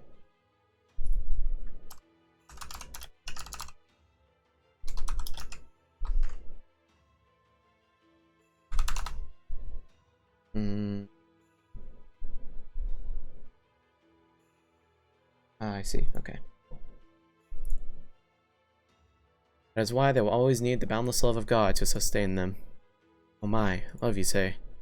I guess I had you figured wrong after all. That's how you're running this place. You have 100 villages with about 100 residents in each, making for a worldwide population of no more than 10,000 people. Under most circumstances, they would just end up going extinct, but you've kept them around for generations without letting their numbers increase. The world revolves around the empty happiness of their daily lives and their heartless suffering that comes right at the end. There's no point in tormenting people like that. No wonder I've been so unmotivated here. Turns out this place was filled with love all along. Couldn't possibly get further from my tastes. Of course. Humans must not die out. They too are my beloved children. They too survive the days of scorching flame. As their god, I will never stop loving humans. I cannot speak to other worlds, but that is the way of this one. I decided long ago that I would love my children for eternity. Why would I ever destroy them? Then you really have no intention of destroying humans. Does that mean your majesty thinks they're worth protecting? You certainly ask many strange questions, foxwoman. I would never think to destroy them. Every creature in my domain is treated the same way. Did I not tell you what that was? It is a simple question. I kill them, or do I love them? They are an enemy, and I kill them. If not, I love them. To be the mother of Scandinavia is to love all creatures, great and small. None must die out, none shall die by my hand. Even if Odin himself proved to be incapable of such a feat, I will never stop trying, no matter how many thousands of years.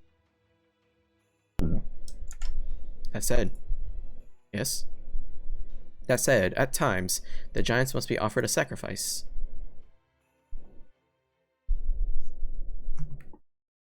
At the evil smile.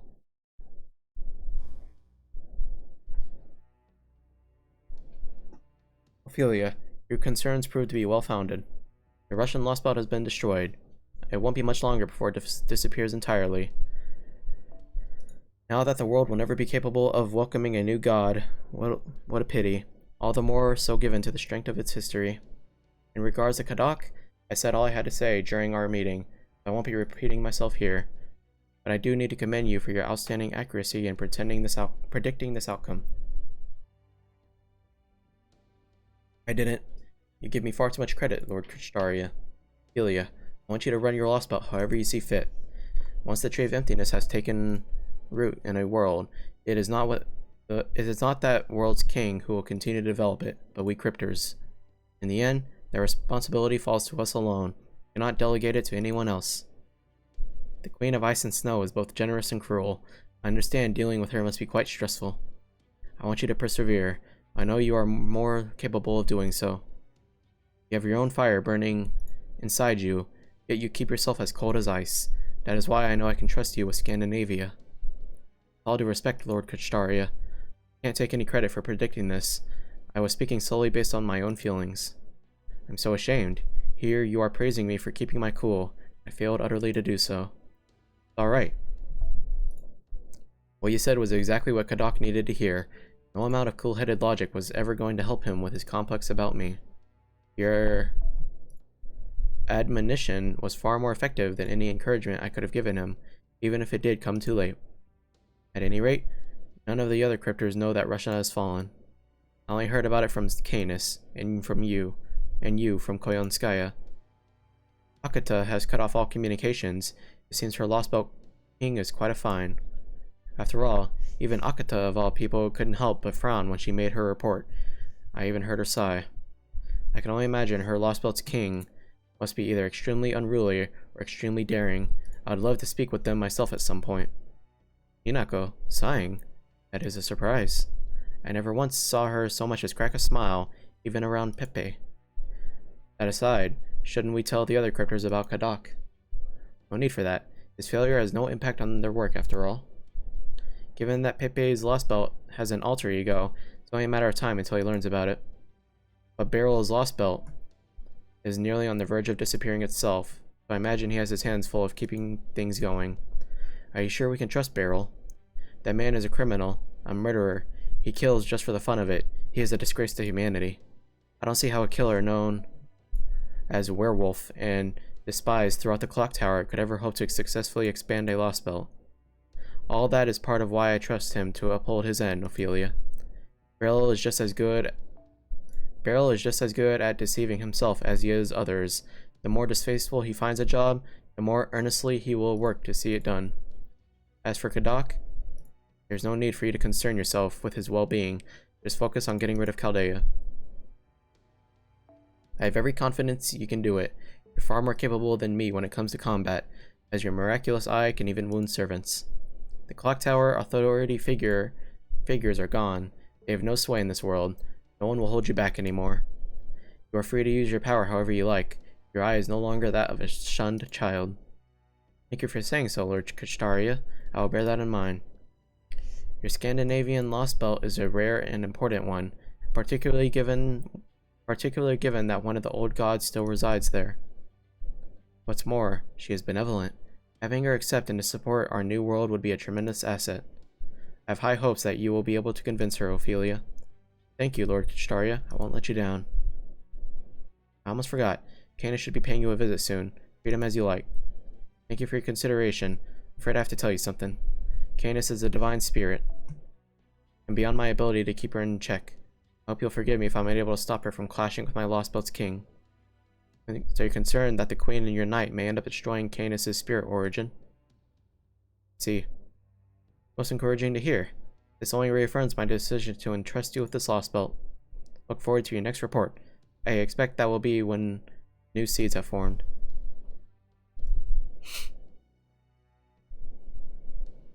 Wodime.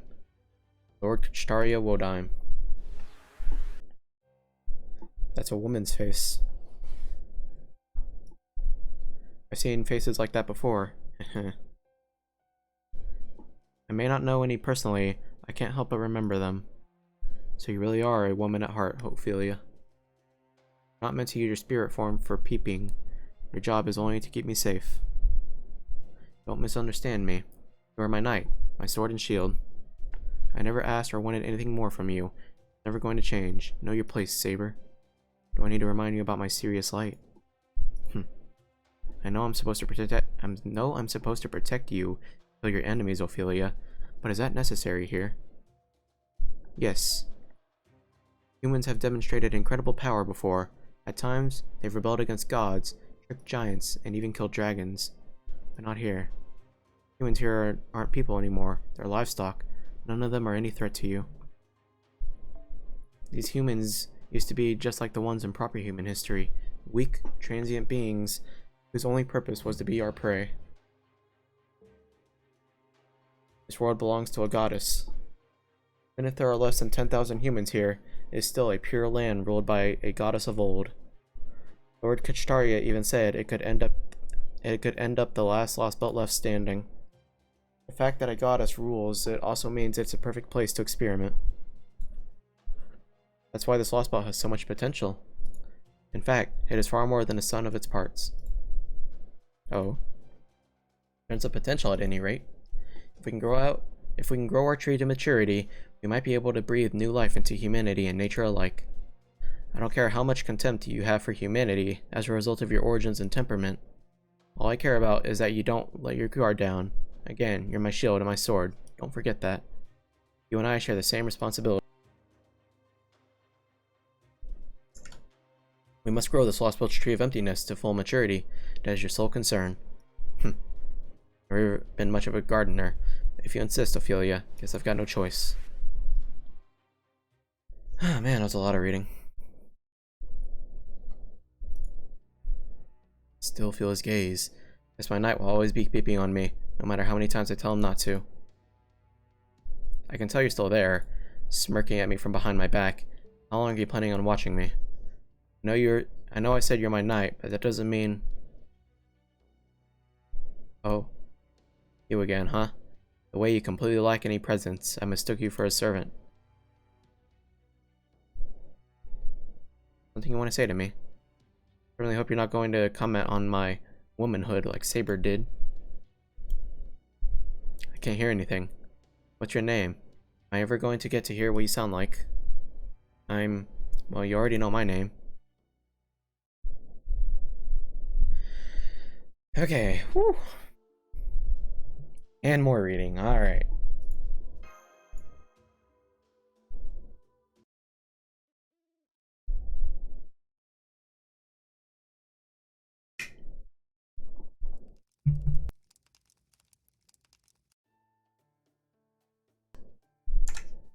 Fo.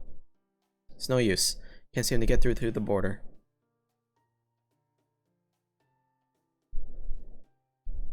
Why we can't get through earlier? Yes, you're right, senpai. Second.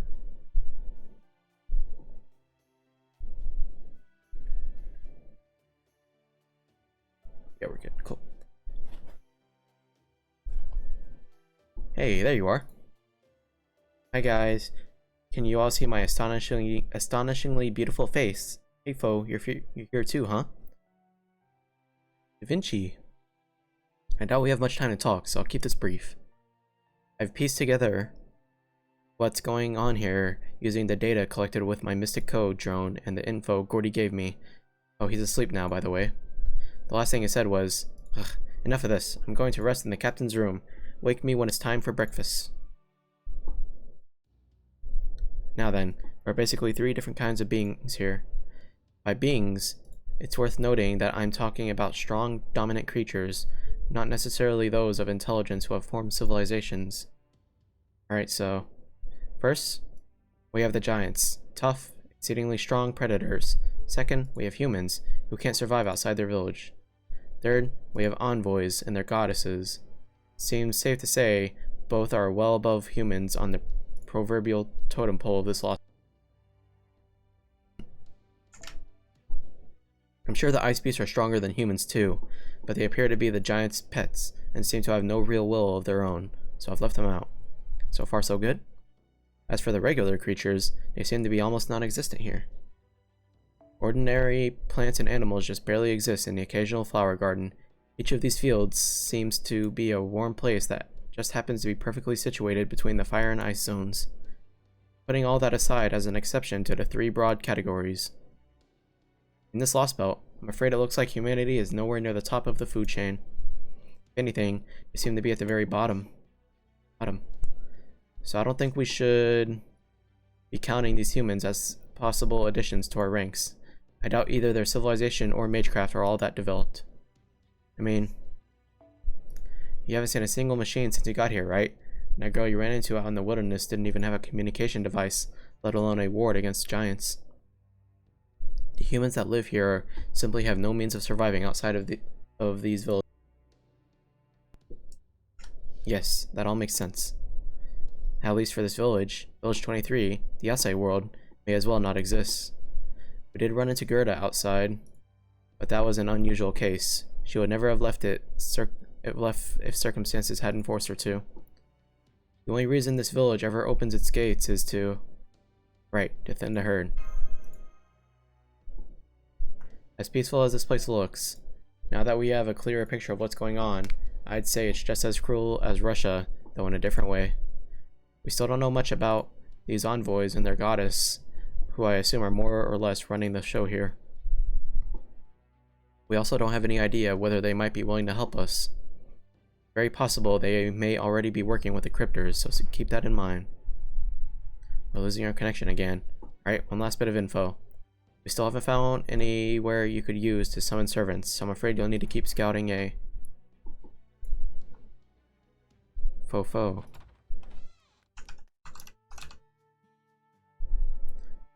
Hey Mash, Foe, Lord Ren.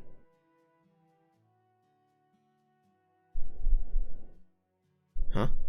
Were you talking to a tiny person? Must have been Mr. Chubb.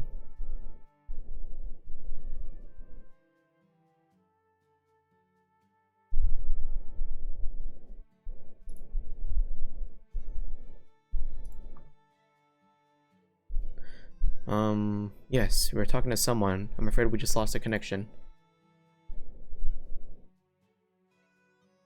Connection?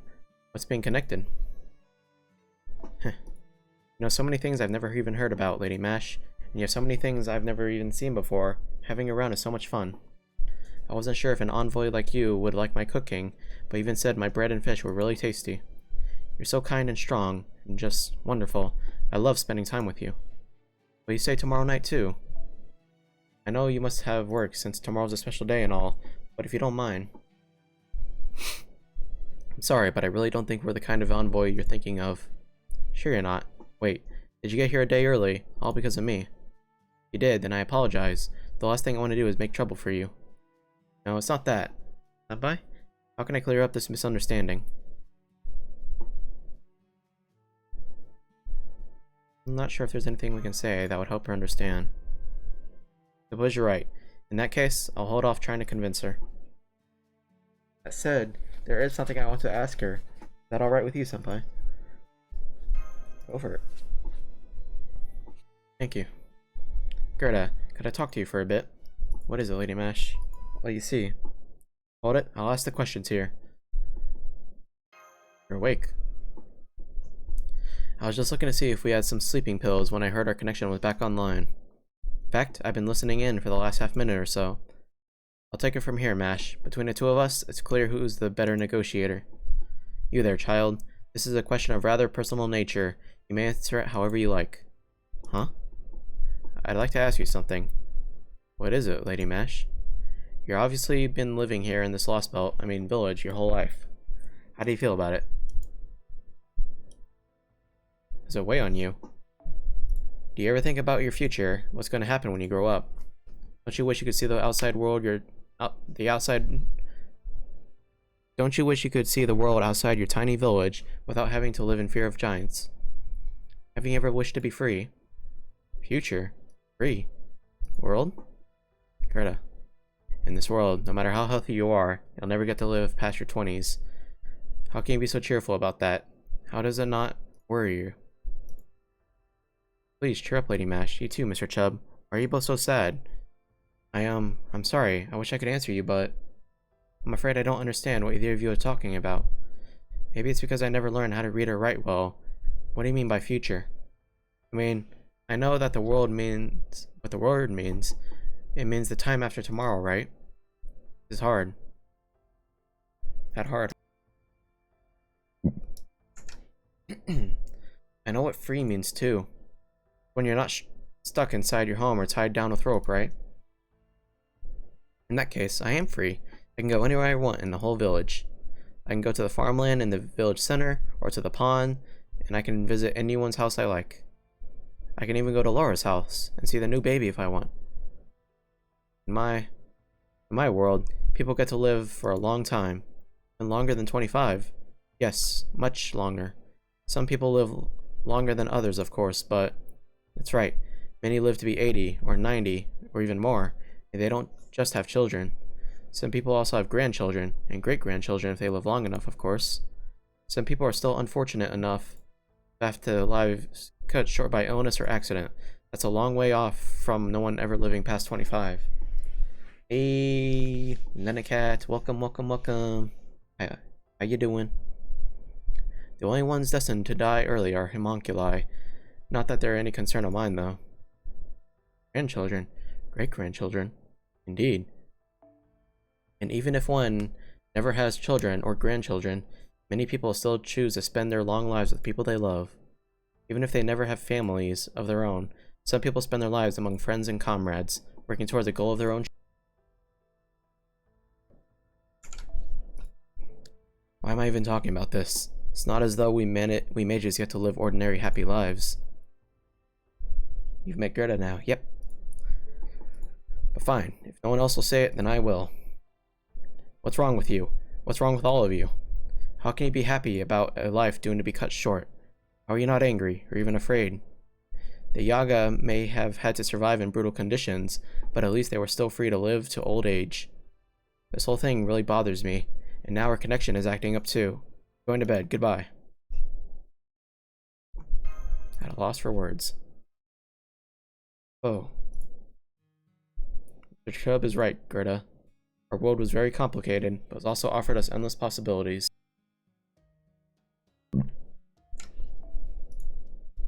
I think that's because we were able to grow up and agreeing and disagreeing with all kinds of people throughout our lives. That's how humans have always been. I'm sure it's no different here in Scandinavia. People can do anything they set their mind to. I think that's what it really means to be free. In practice, there may be far more things we can't do than we can. Even so, I think that's what everyone wants. Ash. Gerda. Anything in this world that you could wish for? Wish for? Let's see. I got the medicinal herbs I was looking for. Tonight's dinner was yummy. I can't think of anything else I want right now. Usually I do, though, really.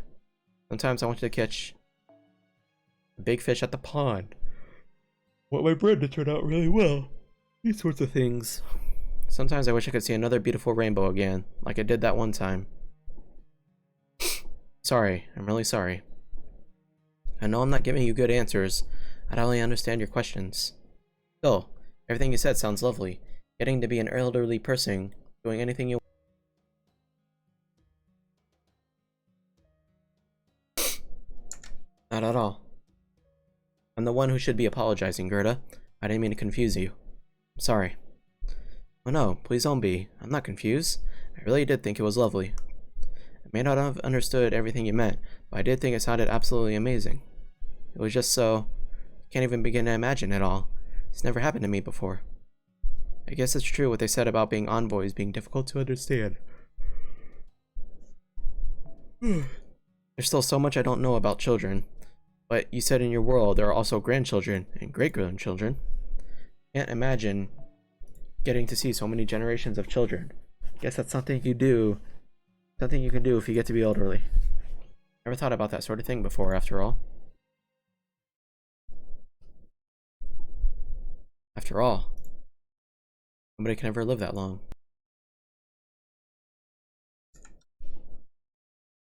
Now. Finally, a battle. I've been stuck. Let's do this. Stuck with dialogue the entire time.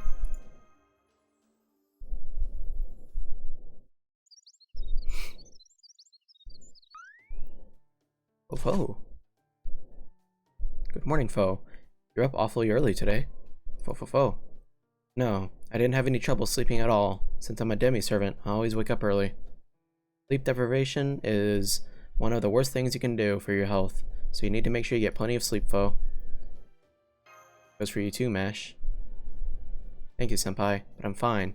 My magical energy is fully replenished, and Orthonex is working perfectly. Hydrate. So we hydrate. Alright. Its auto maintenance function works so well that it almost feels fresh out of Da Vinci's workshop.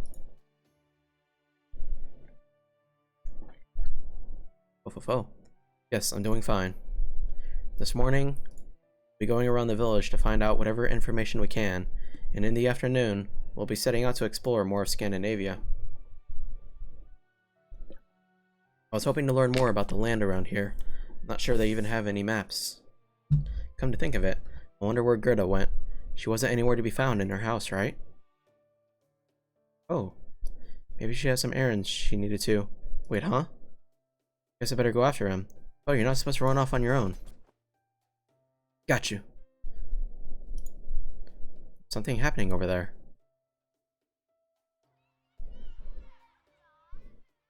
Congratulations, congratulations. It's great you all made it today. Thanks for everything. So glad the goddess brought us together. Say hi to everyone else when you get there. We had to say goodbye to 3 people just last year. Here, these flowers are for you. These flowers are for you. All the boys grew them together. We hope you can use them to decorate your new home. Hey, we girls help too, you know. Exactly why I hate boys. You're such jerks. Hey, no saying jerk. You know we're not allowed to use any bad words today. Sorry, just forget it. I didn't even mean to say it. Grown-ups. Thank you, everyone. Thank you so much. It makes us really happy getting a bouquet from you like this. It really does. You all follow the goddess's teachings so well, and have grown up to be such wonderful children. We're so glad. Make sure you all get along even after we've left. Can't wait to see you again when you come join us one day. It's like a Lord of the Rings character. Take care of yourselves, everyone. Look. There's a few grown-ups there. I guess they really do exist, even though we didn't see any yesterday. Looks like the children are giving them something. Flowers? Those are special flowers. It took 6 months for all the children to grow them. They're really important. Why is that? You can't go to Valhalla without them. Only souls with proof that they were loved can go there. The goddess decided that long ago. So long it would make your head.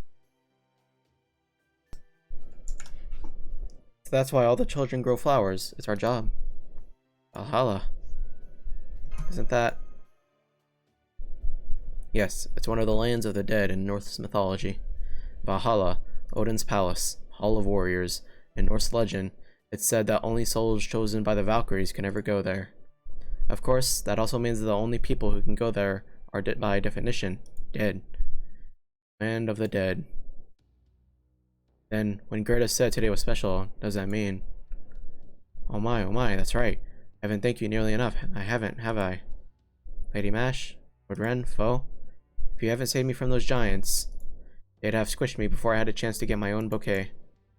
Then my soul would have just wandered around forever, and I'd never get to go to Valhalla, so thank you so much.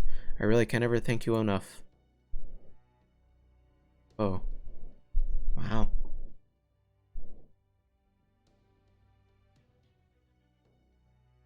That big gate is the exit.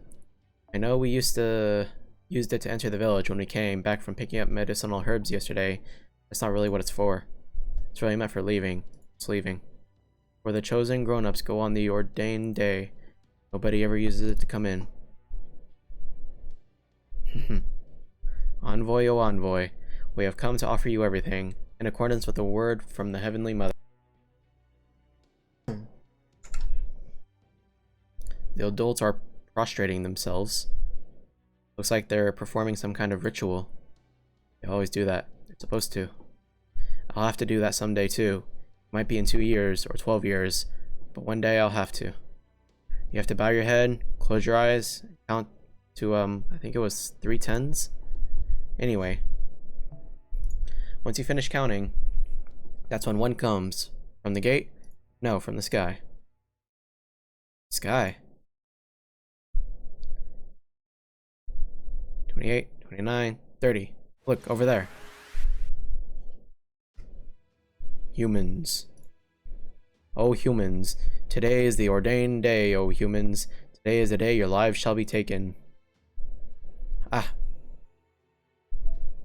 Know that this is an act of love. Know that through this act, the last remaining deity, the goddess, extends her hand to you out of love. O humans, bow your heads. Give thanks to the ice, the snow, and the light. Envoy, O glorious Valkyrie, gleaming bright, please take the grown-ups with you. They followed all the goddesses' teachings and raised us. The ones who couldn't raise us played with us until they were 14. None of them are bad people, so please take them with you to Valhalla. Envoy, one who takes souls to Valhalla. You're here. Envoy, angel. Wait, no. I'm sensing an extremely magical energy signal coming from the sky. They're either a pseudo-god or a demigod, but either way, their magical energy is incredibly powerful. Yeah, so it's a Valkyrie. This must be one of the beings known in proper human history as the daughters of Odin, the Valkyries. Who is it? Who? O humans, rejoice. I shall open the great gate for you, in accordance with divine law. Walk through it, do not hesitate. Meet your end as sacrifices to the giants. Do that, and your souls shall be taken to the Hall of Warriors, though you have never known battle. Rejoice, humans, and be glad. This is love, bestowed upon you by the one true goddess. Thank you, O Envoy. We are endlessly grateful for the blessings you and the goddess have bestowed upon us. We will go to meet our end. Please open the gate for us. Very well, it shall be done, and so your lives shall end. Hold it.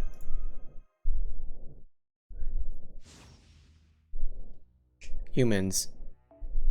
What is this strange sound? This is astonishing. It is a crime most grave. It would interrupt this most sacred ritual. This ritual marks the solemn, glorious end of humans' lives, not to be tried. Please wait, Envoy, or rather Valkyrie. Huh? What are you doing, Lady Mash? You're not supposed to go against tradition on the ordained day.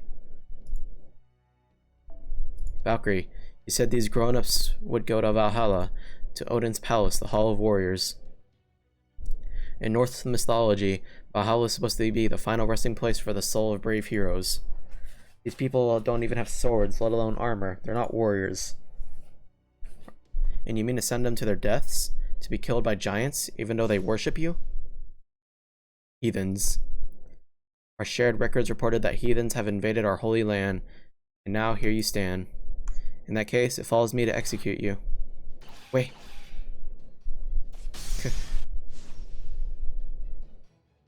Humans, know that it is futile to resist. Humans, know that the will to resist is itself a grave offense. You two are... Ah yes, I see now. You have passed the age of 15 without having children, have you? Then you must die. Your souls will never ascend to Valhalla. You will simply be consumed by giants and die, loveless and alone. Loveless? We don't know the Scandinavia. We have no way of knowing what it is you value. But I do know what you're doing here is not love, it's cruel. I don't just mean offering innocent people up to giants. I mean ending children's lives before they've had a chance to grow up. I will not just look the other way while that happens here, Master. You said it. Let's do this. Right, preparing for battle. No, Lady Mash, please.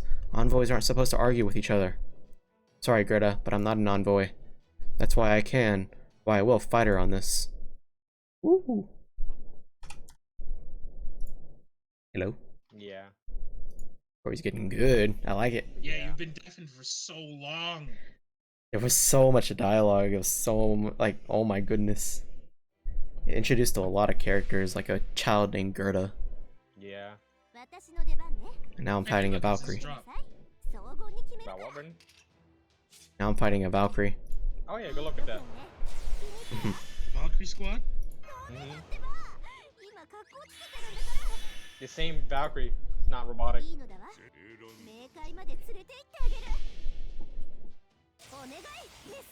Lenacat's here if y'all want to say hi to him. Oh yeah, let me guess.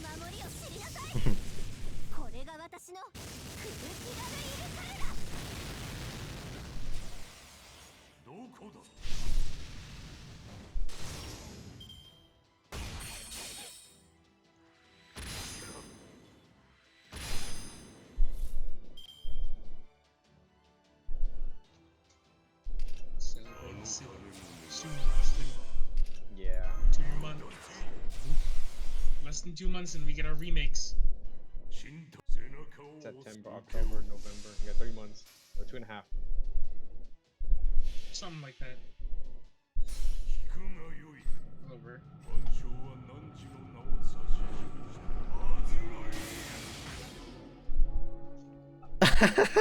I just proc death on the Valkyrie. Yeah. Easy. Oh, cause they're not serving Valkyrie. They're enemy Valkyrie. They're like a lesser version of like a cheap version of Valkyrie. But that's funny. You did prop deck. Oh yes, I can't wait to spend 300 turns to find this fight. All right, turn the fight's over.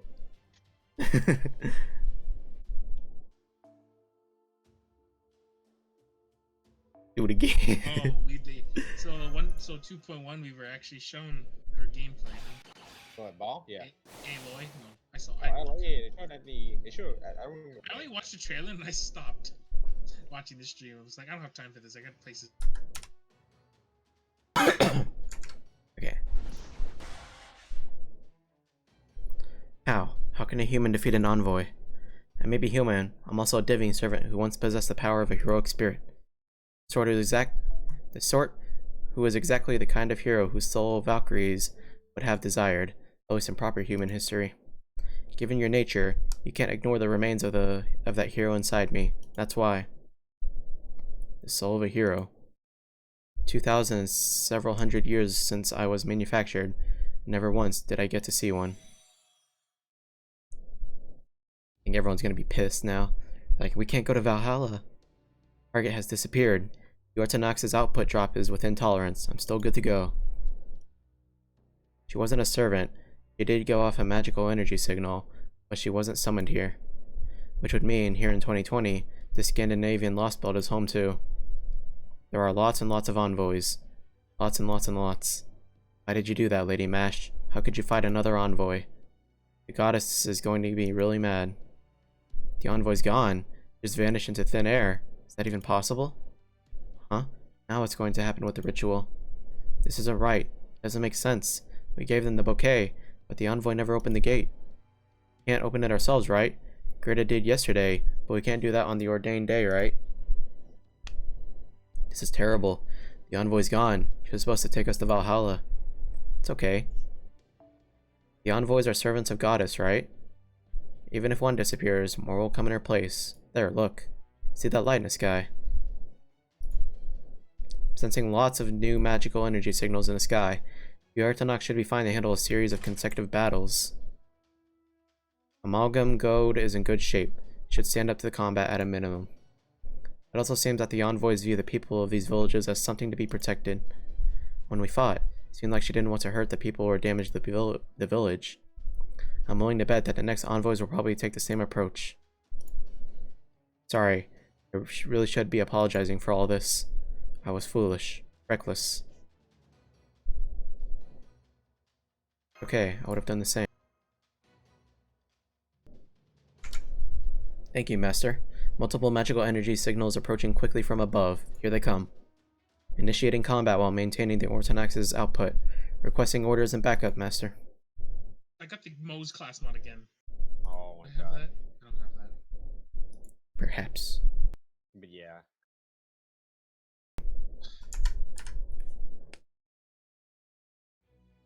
Screw you, Brick.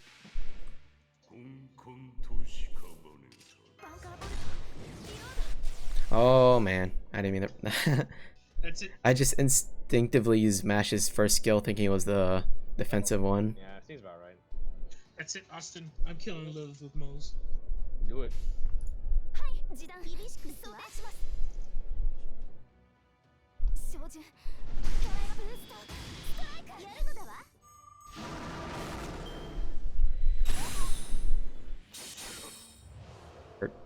Wait. No.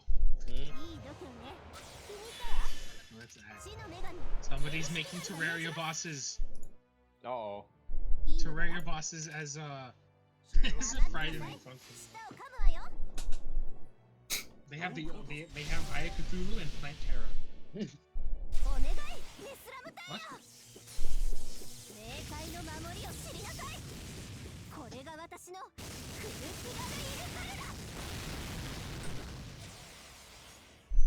haven't gone back here to give stuff back because there's some gear.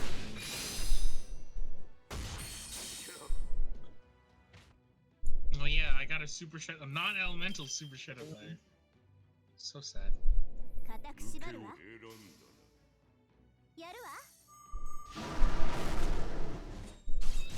Just that kind.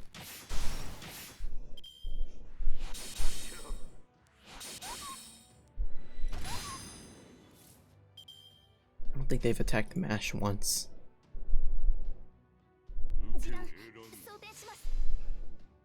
Just you wait, Brennan. As soon as No. all the buffs go away, shoot that hero.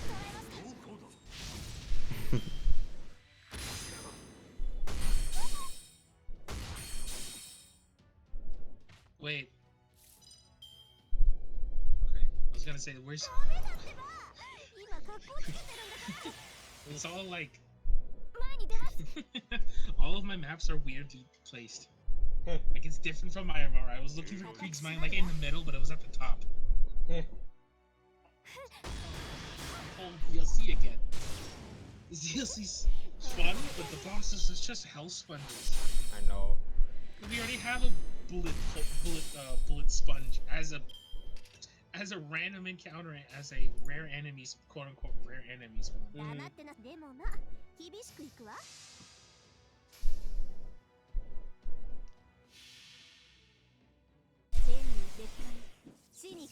need to go get an anointing. We need to get an anointing.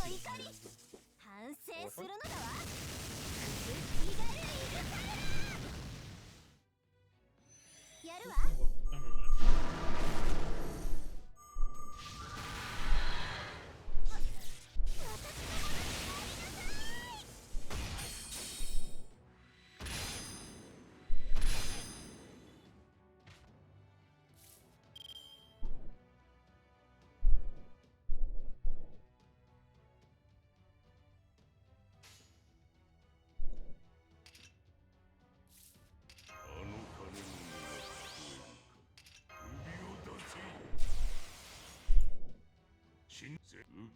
Let's go try that.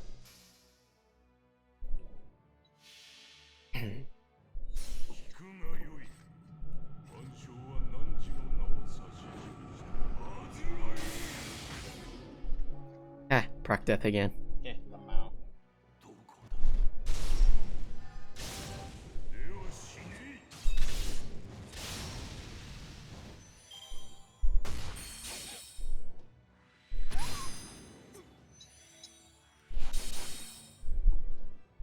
Mold Camelot.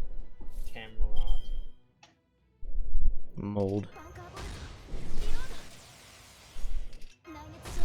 Hey, did you send them yet? Hmm? Brendan, isn't Emmy in this final ascension? Is it Emmy a what? Final ascension? Oh, he's not level 80. Never mind, you don't have XP cards. Oh yeah,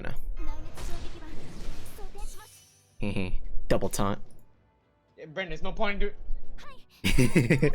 I know.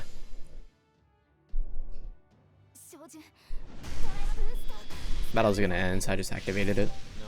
About to end, I should say. You should end the battle right now.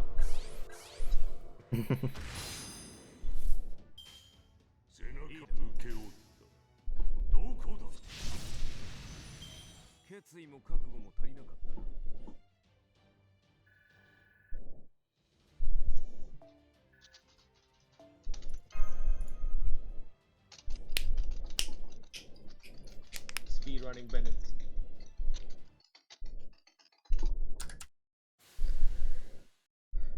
Let's see. Phew. All envoys have disappeared. The village remains unharmed. I never imagined so many would show up all at once like this. The Ortonex's output has dropped, but the auto maintenance function should restore it in 10 seconds. As long as we have that much time before enemy reinforcements arrive, we should be fine. Fo. Cow cow. Even more magical energy signals are gathering in the sky. I believe they mean to attack after gathering enough of their forces. The Ortonex's auto maintenance function should finish in time, but the situation could change significantly, depending on how long the envoys keep attacking. Won't be getting any help from the border. Right. A pretty tremendous difference in firepower between them. And if another Valkyrie with the same amount of magical energy as that first one shows up, will Senpai and I still be able to win? Lady Mash, please stop. Please don't fight with the other envoys. Besides, you're clearly in terrible pain. Please? Gerda, once they take the flowers, the grown-ups are supposed to go through the gate. That's how it's supposed to be. That's how it's always been. Once they do, the giants show up and squish them in no time. I've seen it from the crack in the gates lots of times. Smush. They don't say anything, they can't do anything. But that's okay, I'm not afraid. I know I'll get to go to Valhalla as long as the envoy is watching me. That's what the goddess decides. There's nothing wrong with that. It might just be a teeny tiny bit scary. But once I'm squished, it'll all be over and I'll be fine. Jeez, man. Nothing fine about that, no kidding. Nobody's dying on my watch if I can help it. Nobody. Senpai. Why? This is how it's been since forever and ever. Sorry, Gerda. I'm not putting down my shield.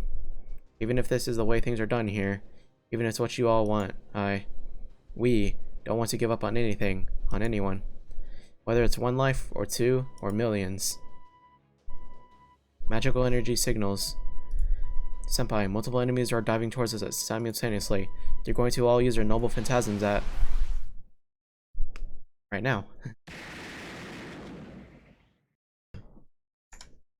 Some sort of powerful light shot towards the envoys. A gunshot. No, it's cannon fire. Oh, let's go. Hell yeah. Finally get to meet him. Okay. I turn to see flames burning bright. No, not flames. A man. A human inferno. The titanic cannon he holds in his arms is pointed towards the sky. His smile is as dazzling as the first rays of the morning sun. A true man among men, standing taller and prouder than anyone else nearby. You called. Yeah, you did. No need to say anything, I can tell. Well, here I am. Yo, that's cool. This is a mobbing weapon. Well, I mean, Yo. all things considered, that is a lot of damage I'm dealing. It's Bropolian. Hell yeah. Oh, have you tried that yet? What gun is that again? From critical. Big boy is here.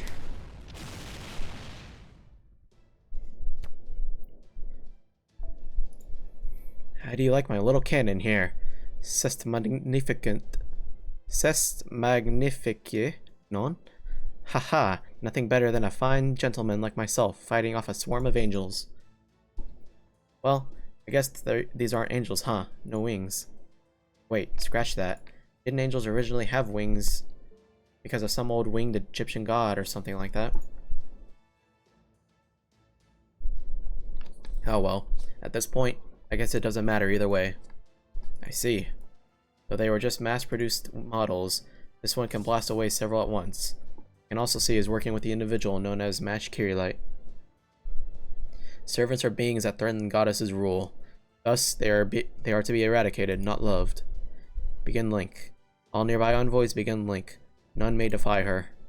Ha ha ha. So you're gonna huddle together and make yourselves an even bigger target. That's just fine by me. Go ahead. Blow you out of the sky. Haven't you managed to put together that anything in the air is just a target for my incredible firepower? A servant. And not one dependent on this Lostbelt magical energy either. He must be a heroic spirit from proper human history. Master, that man is the first we've met here in Scandinavia too. Heroes born from their accomplishments. Nah, it's not that. They're born because the people want them to be born. Trust me, as a hero who's gone from the top of the heap to the bottom of the barrel, I know a thing or two. A hero? Who are you? What's that, mademoiselle? Oh, you will become a fine beauty when you're older, I can tell. You want to know who I am? Well,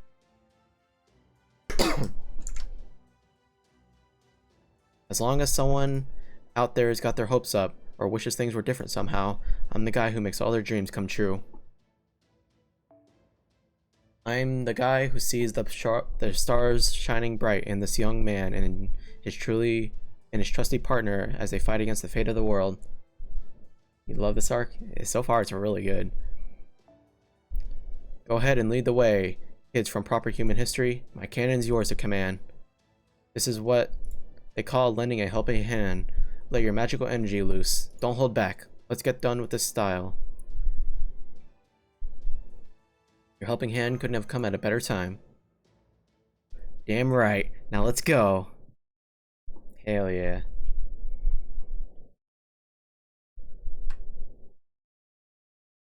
Mademoiselle. Like when the kids, they first see Mash, they're like, wow, your boobies are so big. Because they are. Funny moment. Go with enemies.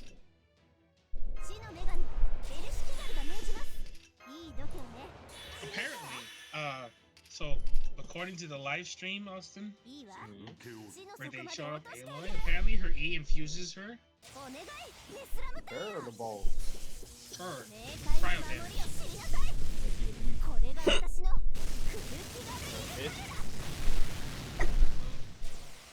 She become cryo? She's gonna walk around? Wow. I have no damage when Iron Cup is alive, because a lot of the damage that I get from this build is when Iron Cup is dead, because big surplus. I'll just wait. Well, I'm gonna time this. Oh, yeah, but time to go to Target, go buy some Baja Blood. Back. Okay, I'm gonna... You see your levels yeah, sorry about that. Whenever I kill her, I'm gonna time it. Okay, I started it. How long does this take? I can just tank. That's a lot of health.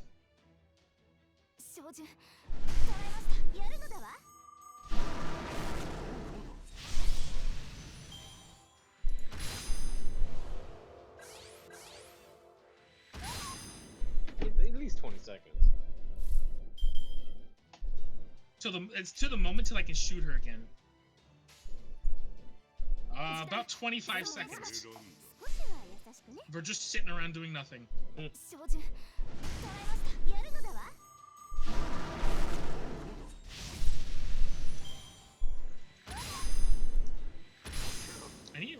get a level 72 version of this, but like this is already really good.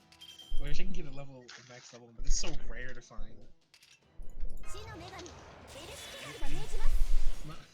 That cutscene was 25 seconds long.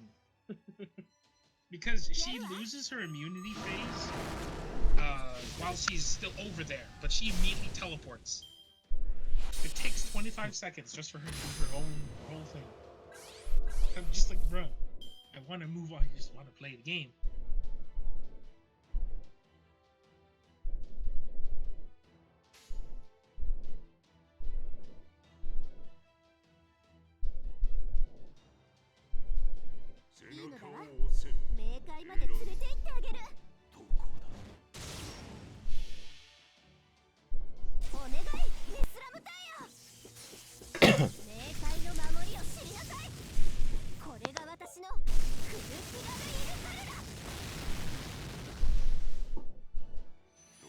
I might just start running Suicide Cub for the bossing.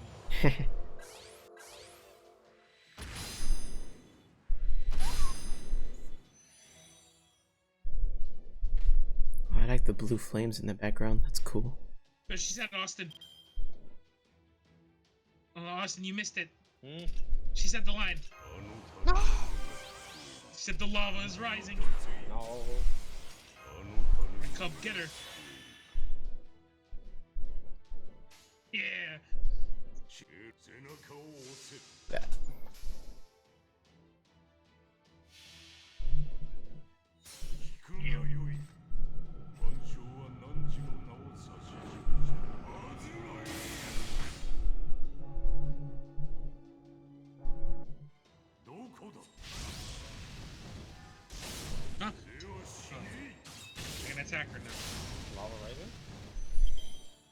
I usually kill her faster before she can say anything.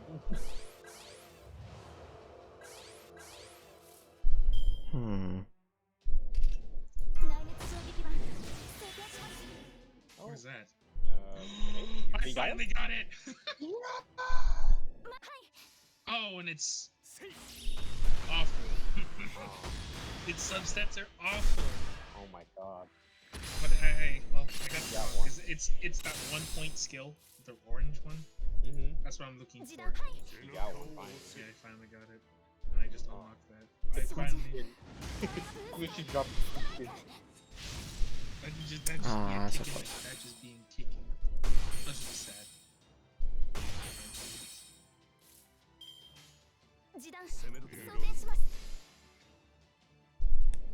Why, that's something you can do.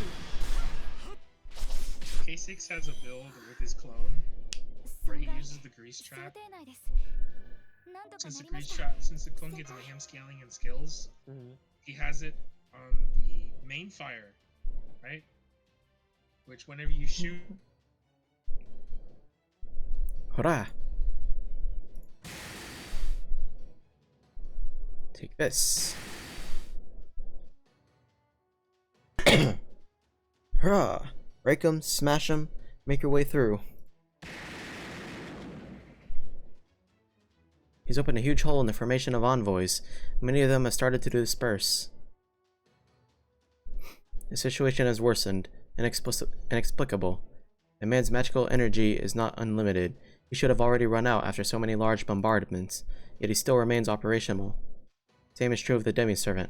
How? How is this possible? Why do they still fight? Inexplicable. Continued combat may result in indeterminate losses on our side. We must return to seek the goddess's counsel. Retreat.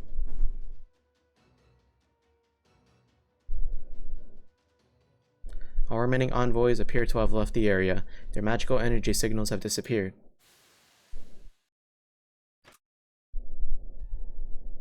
The battle is over, Senpai.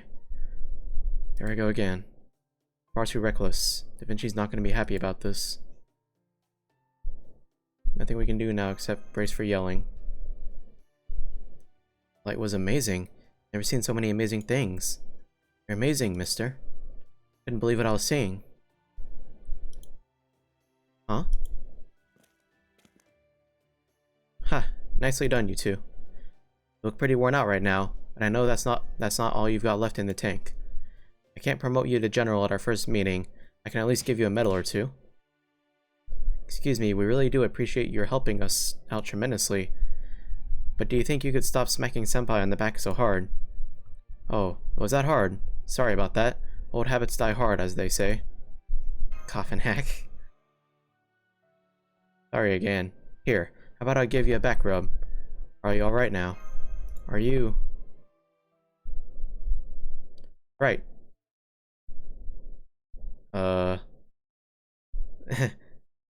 Maite Dukadeya from Proper Human History. Probably said that so wrong. Oh yeah, I forgot to introduce myself. Listen up, humans. One day, your desires will become a rainbow, emblazoned across the sky. Know why? Because I'm here now. I don't know much about this Lostbelt business, but nobody messes with the people of Europe on my watch. That's right, I'm a man of infinite possibility. Wherever I go, I'll leave rainbows in my wake. I am Napoleon, an archer.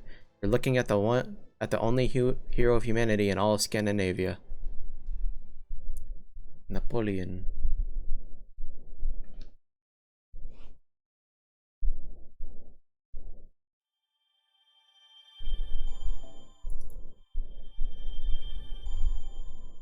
Aurora Steel. Section 5. Castle of Snow and Ice.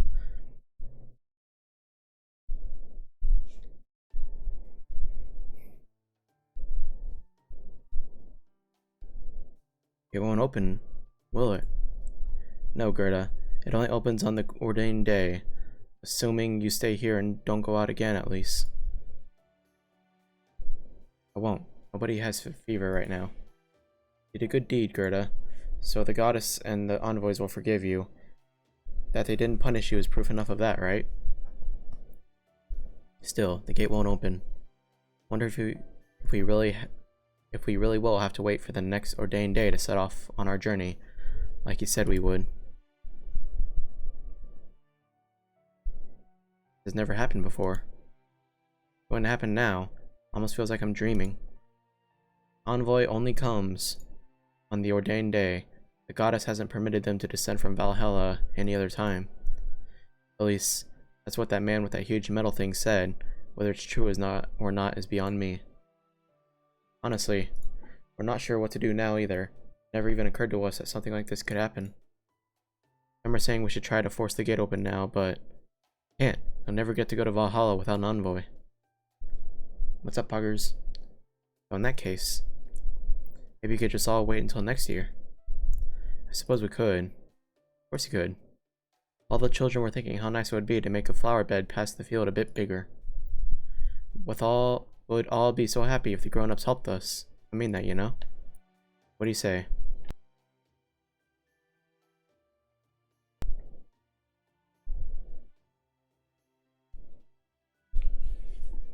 Nice. Congrats. The fire on the mountain. Yeah, I have no idea what's going on with that either. The snow and ice, at least, makes some sense, but the fire, I got nothing. Really? You know what's going on with the ice that covers the mountains, and the snow that covers all of Scandinavia? Yeah, more or less. Might as well explain while we're taking a break. Guess it's about time I told you the point of this march, anyway. Say, I never did tell you where I wanted to go after we left the village, did I? All you said was join me.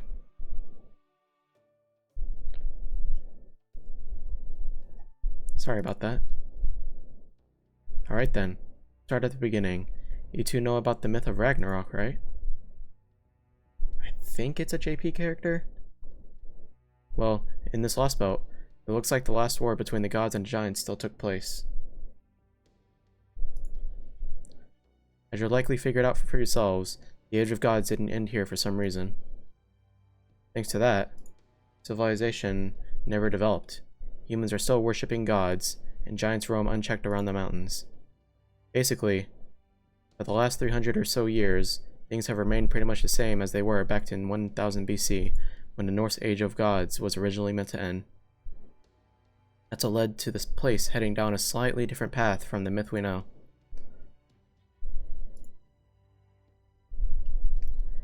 The Age of Gods, lasting into the present day. Then director Gorodolph and Da Vinci were right. Yep, the real deal is right here in Scandinavia. Didn't you hear the kids going on about goddess this and goddess that? Well, there you are. He didn't die in Ragnarok or turn into a divine spirit. He's remained intact to this day. Now, he rules this Lostbelt, using her 100 envoys as a go-between to keep both the giants and humans in check. What? Hold on.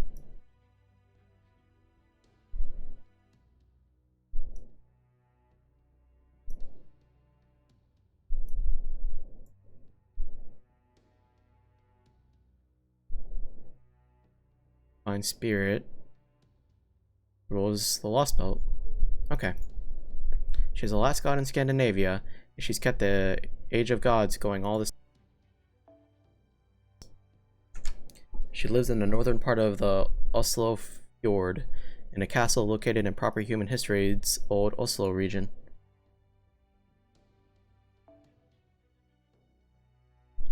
The Queen of Scandinavia, who covered half its mountains in frost. Skadi, goddess of snow and ice. The last remaining deity, and the one in charge of this entire Lostbelt. We're not talking servant here, we're talking full-blown, honest-to-goodness goddess. Trying to get her castle, it's probably where you'll find the cryptor and that servant too. I bet it's also where that paper moon thing is, along with, what was it called again? Tree of Emptiness. Anyway, I bet they know where you can find that too. Skada? Yep. You mean that Skada? What I said. Get off of me. What is this thing, a dog? I'm okay with dogs. What's your problem? What'd I say? Oh, stay. What's gotten into you?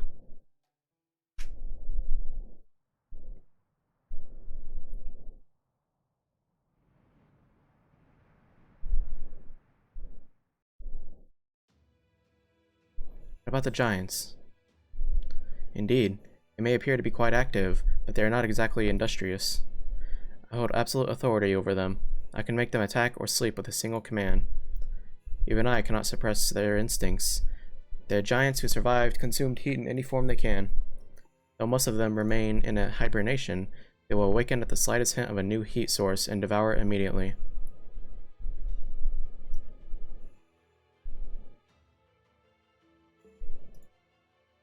The giants can't serve as a proper, disciplined army, as I suspected. Of course, I have nothing but the utmost respect for your ability to control many of them at once, but as familiars go, they're third-rate at best. Saber. It's quite alright. That knight of yours is correct, Ophelia. The giants may have lived through the fires of Ragnarok, as the humans and I did, but they are a pitiful shadow of their former selves. So, they were once proud, mighty souls. That is why I love them, for they, too, are living things here in Scandinavia. We gods may not always have seen eye to eye with giants, but they were still beings on par with us. Heat of the flames scorched them all, twisted the frost giants, the mountain giants. No giant escaped its wrath. Now, they have become so twisted that they are little more than walking calamities. They bring nothing but death and destruction, just like fire. So I shall keep them in check myself. With the mass born of mine own hands, I can unite all the giants under my rule. For I carry the noble blood of Ymir in my icy veins.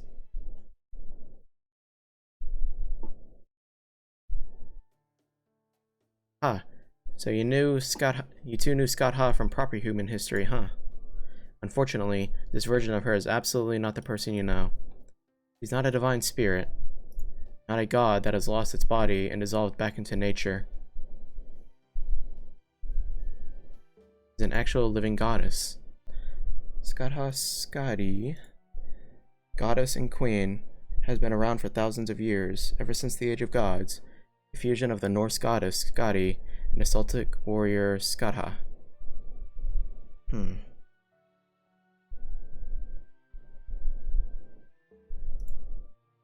Warrior Skatha. Skatha Skadi. I see. I did hear that certain aspects of Skatha from proper human history may have blended in with the Norse deity Skadi. Suppose that means, in this Lostbelt, Skadi, the goddess of snowy mountains, who is herself part giant, would be the predominant figure over Skatha. Yep, that's pretty much it. Here in this Lostbelt, where the Age of Gods never ended, she rules over humans and giants alike. Her goal seems to be for everything to remain as it is. I guess that's part of the same as the other Lostbelts. Nothing else. Pretty sure she doesn't want to wipe humanity out. In fact, word has it that Skatha Skadi loves all forms of life. That's what I've been hearing anyway. Oh. Loves. Means we can reason with her, long as we don't go openly declaring war on her or anything. Let me see. Okay. You won't see us as enemies, guaranteed. But Napoleon, we've already destroyed a number of our envoys. Trust me, it's gonna take more than that to ruffle this queen's feathers. I know that sounds pretty weird, but it's true. She doesn't call herself the mother of Scandinavia for nothing. Wait, mother? That's right. That said, I can understand why you'd be nervous, especially after that big dust-up we had with the envoys. But that's as much my fault as it is yours. Sorry for getting you too caught up in that. We're just grateful you saved us. Hey, thanks. That makes me feel a lot better. I have to say, Napoleon, I'm impressed how much you know about this Lostbelt and proper human history. Napoleon Bonaparte, you first made a name for yourself after the French Revolution in 1789, eventually going to become the first Emperor of France. As the supreme commander of the Grande Armée, pretty sure I said that wrong. You were one of France's greatest rulers and conquerors. For a time, you controlled over half of Europe, and your grand expedition to Russia is particularly well known. But at least in our database, I haven't seen anything regarding your exploits that pertains to Scandinavia. I did hear you were quite the fan of James Macpherson's Ossian. which had epic poems similar to the Norse poetic Edda, but that's all. What I'm trying to say is, you must have acquired your knowledge of Scandinavia after you materialize. Is that right, Napoleon? How do you know so much? Aha, well sure, I materialized here just a little bit before you all showed up. That's why I happen to know so much. I've been getting all this information while I travel around on foot in some skis I made. Ah, I forgot to turn that. There we go. As to the source of my information, well, I think I'll hold off on that for now. An air of mystery makes hotties like me even hotter, don't you think? Oof. What is it? You want me to fess up everything? No secrets? Come on, lay off me, doggo. I've got my reasons. I wasn't actually a dog. Phew. Let me be perfectly clear about one thing. This here heroic spirit's on humanity's side. I'm your ally. I came here to save you. Make sure you don't forget that. As long as you don't, we could even make a temporary contract if you want. Senpai. It did save us when we were in a really bad spot. I agree. He is capable and trustworthy. That's right. I couldn't believe my eyes when I first saw an archer like you wielding that enormous cannon. That's so. I didn't think artillery specialists were all that uncommon. Then again, maybe it's tougher than I thought for someone like that to make their mark on humanity. It's not like I was an artillery officer my whole life. Oh, my spirit origin and noble phantasm are both pretty much afterthoughts. Then you mean you didn't use a cannon like that when you were alive? Of course not. You're a riot, mademoiselle. Can you imagine an emperor like me going around with a cannon like this? Wait, guess I shouldn't laugh, huh? Sorry about that. It's just not that uncommon in modern heroic spirits. I don't know what sort of adventures you've gotten up to before, but haven't you seen anything like this with other modern heroic spirits from proper human history? You know, where they turned out to be kind of a caricature of their real selves. What?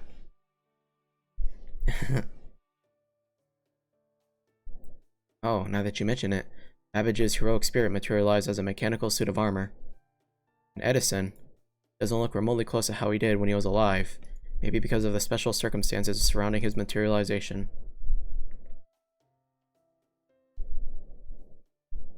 They seem a bit different from their real selves. Right? And in my case, I got this gigantic cannon.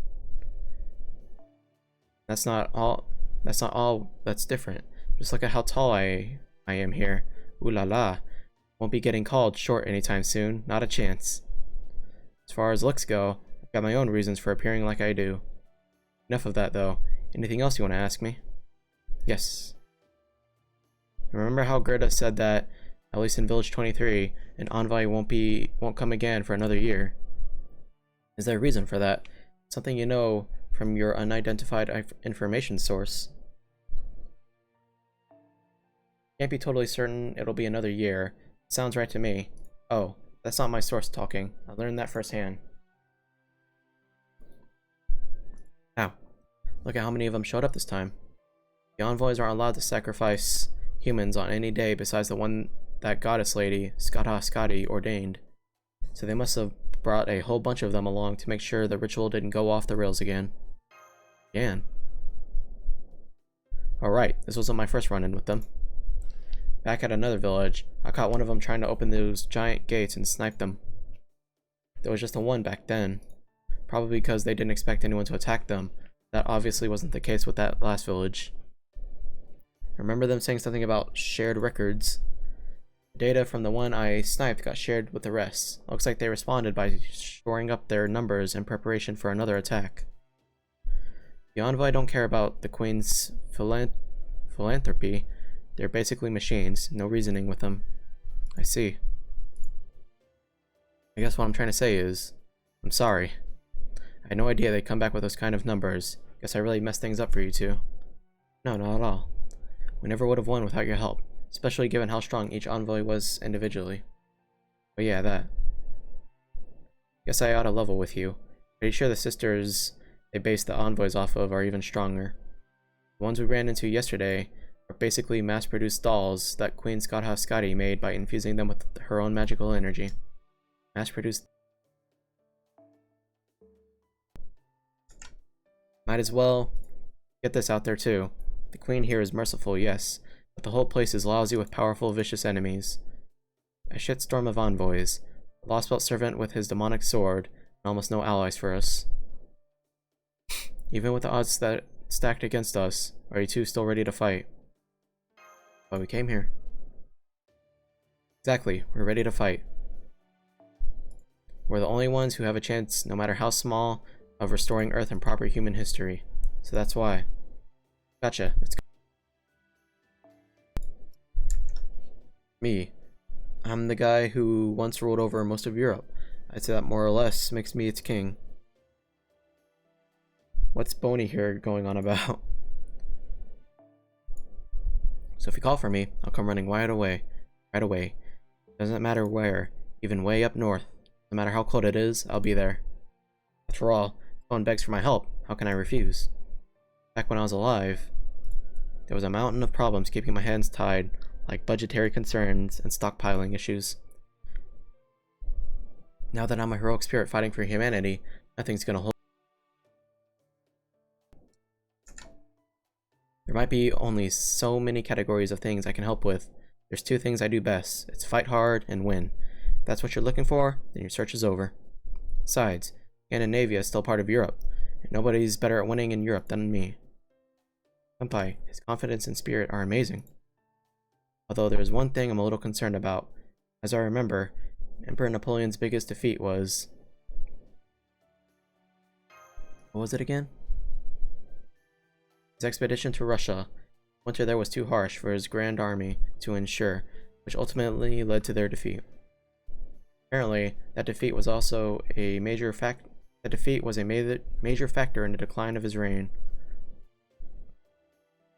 It would have been nice to get another crack at Russia for my revenge, but oh well. Yeah. Still, since we're in a harsh, wintry environment too, I will settle for avenging my grand army's defeat here. Does that really count? Don't be like that, Private. Private? Do you mean Senpai?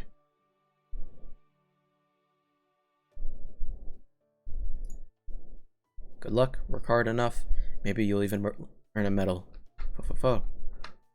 Sorry, but didn't you already give Senpai a medal? Alright, I did, didn't I? Oh crap. Guess we lost track of time.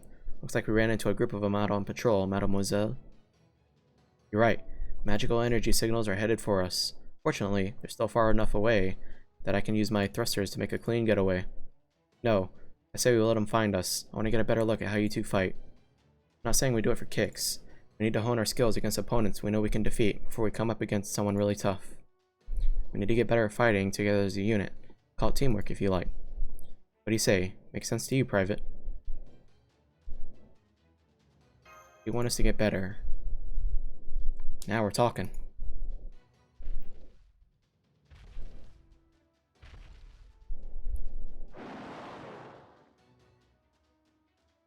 Here they are. Get this battle underway. Yeah. Yeah. I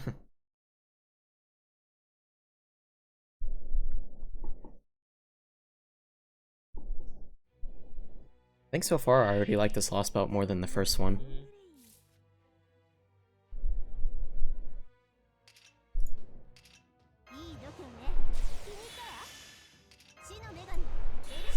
Yeah, again, all lost for grain, but in terms of like, again, I like the fourth one better. Oh, in terms of like popular, I like the first, I like the fourth, second, first, and third. Yeah.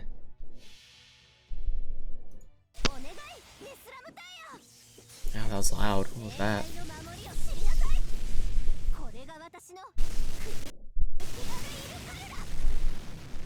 My game froze for a second. That was weird.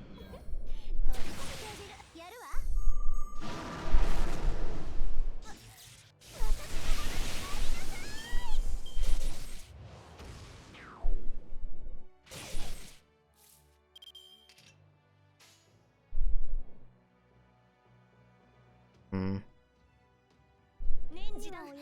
Let's try that.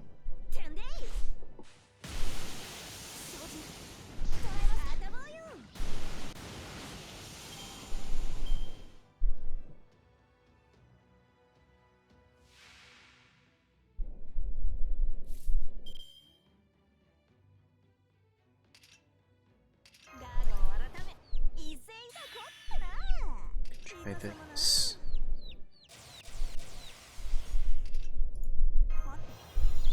I should have paid attention to that. Oh well. We'll just do that.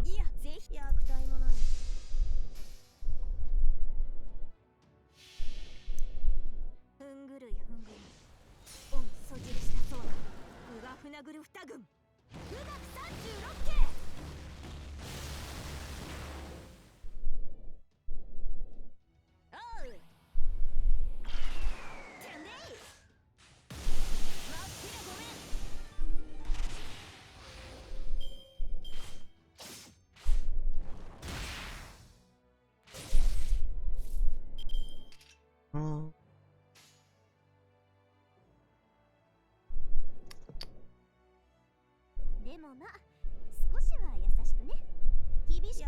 Let's try that.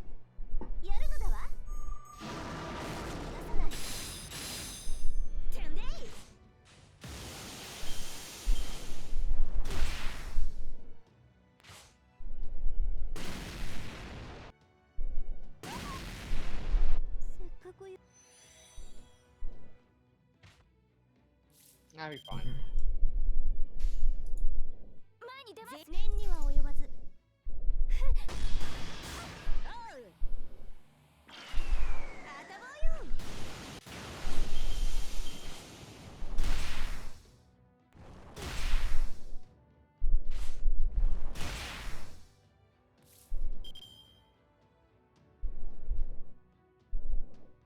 Hmm.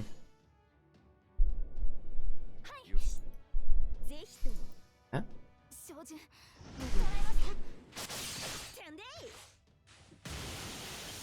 Nice.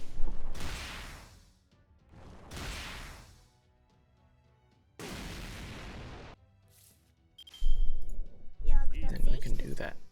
Cool, cool.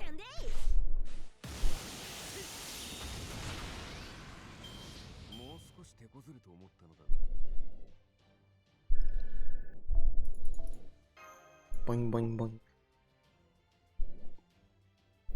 Should have brought Arthur Pendragon. Just kidding.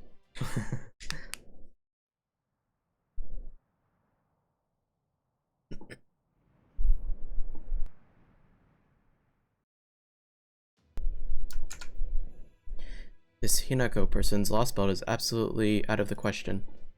2 of the other 4 that remain are completely unfit as well. Case, I suppose we'll need to cooperate with the Great Ones of Greece, as you originally proposed. Yes, Your Majesty, I believe that would be wisest. Pepe is an excellent crypter in his own right. His Lostbelt is of high quality. But in my estimation, it still does not compare to yours, Queen Skada Skadi. I do find that crypter charming, but given what you have told me, I cannot say I care for this Lostbelt. Still, I much prefer it, the one lying right in the middle of a continent. That aside, what a bizarre name he has, Pepe, Peperoncino, does have a strange charm to it. No matter, let us discuss something else. The incident that took place in Village 23. It seems a member of Chaldea did indeed join forces with that man. Well, they destroyed quite a number of daughters, the envoys modeled after the Valkyries. Knight and I will see that they are dealt with at once. Just say the word and I'll kill him. Even a demonic sword gets rusty if you don't use it now and then. What have I told you? You will kill no one. Despite your pledge to serve me, Ophelia, I see your heart still lies with another. However, this is still my world, and so you will kill no one. This may end up meeting their end at the hands of giants, or at the hands of their imitation Valkyries. But that is simply the way of the world. It is as natural as footprints on morning snow.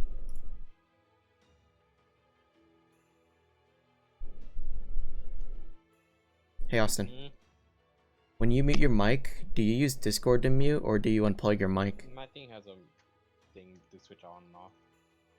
Oh, that's why. I can use the Discord. I'm used to it. I should use it. It makes a really loud, like, noise. It's like, whoa. I should use the Discord. That is simply the way of the world, as natural as footprints on morning snow. There's no need to involve your demonic sword. Actually, yeah. Besides, Mine's getting old. Might as well get new. Besides, did I not tell you I would love them? I did not think that you were serious. Ah, you say that as if it doesn't concern you, Ophelia. Your deadpan expression is impressive, but also dull. Then again, he doesn't want my love, does he? Be that as it may, when it comes to dealing with others besides myself, my question remains the same. That is, do I kill them or love them? If I decide to kill them, I do so immediately. I halt them, freeze them, and destroy them. If I decide to love them, I do so until their dying breath. I nurture them and stay with them as they die. All humans are my children, as are all giants. Kill them or love them. My enemies, kill. My children, I love. So I am, the queen and mother of Scandinavia. It goes for you too, Ophelia, and you, knight. You are my beloved daughter, and you my precious son. Every life that grows here in Scandinavia is my child. Aye. No, your kindness knows no bounds, your majesty. Indeed, that goes for the 3 Valkyries Odin entrusted to me as well. Thrud, come here.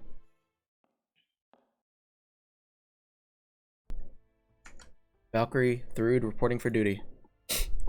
Wonderful to see you in good health, Skadi, our goddess and protector, and you, Lady Ophelia, her sworn ally. Have I not told you to call me mother, really now? If you wish. Sure does rattle on a lot for a doll. What is your command? We shall obey any order you give us. For you are our master, Skadi. For all these years, you still refuse to behave as my daughter. No matter how often I see it, it still manages to impress me. Tell me, my beloved daughter, as leader of my 100-odd envoys, what do you make of the incident in Village 23? I know you are obedient, despite what that knight says. I also know you are no mindless.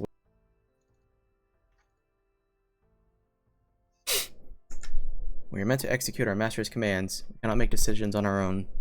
It's quite alright. Tell me what you think. Keep it to pure analysis if you must. Very well. Of course. If you say these transgressors will be permitted to remain alive, we shall act accordingly. I do think they can be left. As for the destroyed envoys, they were mass-produced, units with no ability to adapt to changing circumstances. Still, based on what I've seen in our shared records, I don't think the 3 of us will need to respond. Even if circumstances change, and we do end up needing to deal with them, I think the giants, or a mass-produced unit's self-destruct function, should be sufficient. Oh? I am told the transgressors are a human and one who is half human, half heroic spirit. There's no need for the 3 of us to confront such a lowly foe. Cheeky little doll, isn't she? Come on, Ophelia. Say the word. I want to break it right here and now. Be ridiculous. Her Majesty is right there. You will not act without my permission. That is fine. I'll act the way your knight speaks his mind. But stay your sword. You are not to harm my daughter. She is adorable in her own way. I accept her as she is and love her. Very well then, Sir Knight. Would you like to try drawing that demonic sword of yours right now? Your Majesty. Give me the command, Your Majesty. And that heroic spirit will be destroyed, demonic sword and all. It may be difficult for Thrud alone, but our chances of success would improve greatly with all 3 of us. Ha ha ha. It's alright. At ease, my ferocious daughter. Know that even I tend to jest at times. That wasn't funny, Scotty. You forgive me. Seeing your adorably innocent faces, I simply couldn't help myself. I think I shall return to my throne for a time. I doubt that we'll make it here by tonight, but by tomorrow evening, I expect we will have guests. No doubt will they encounter more of the giants that roam my world, and destroy more imitation Valkyries before then. I do wonder, though, if they will survive long enough for us to meet.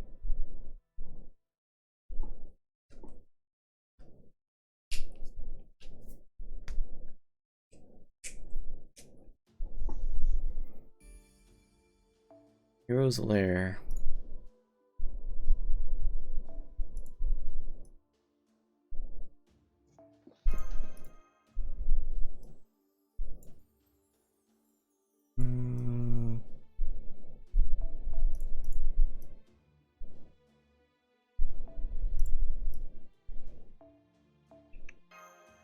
Let me see.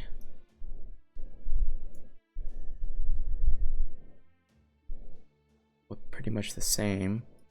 Guess I'll do that.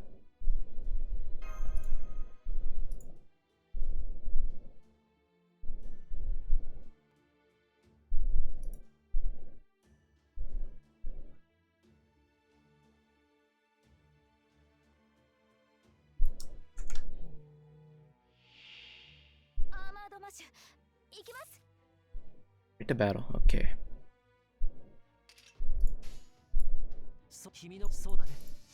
Go with that.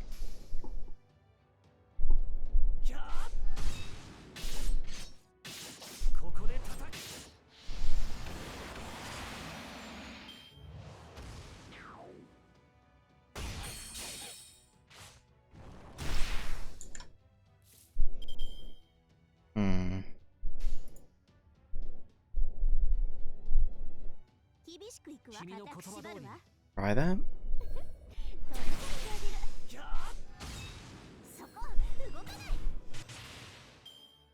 Close.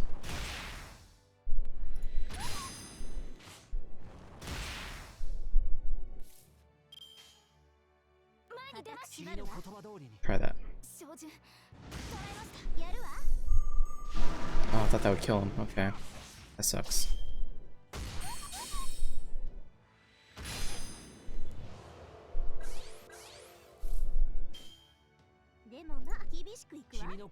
Do that.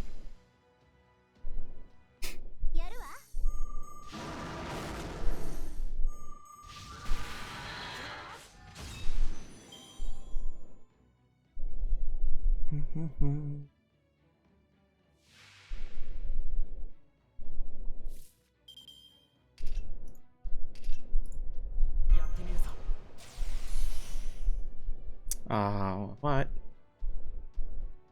Man.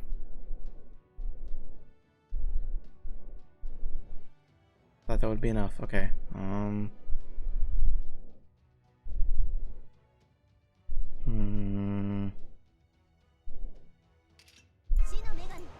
Do this.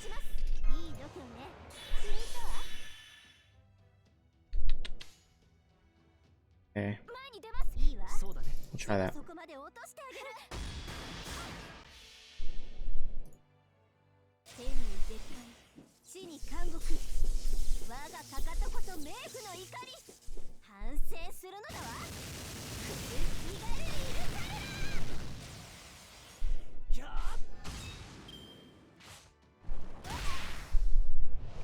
$97. Thought it would have been enough. Of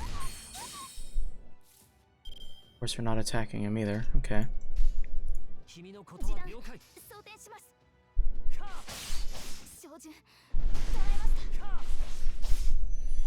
Okay.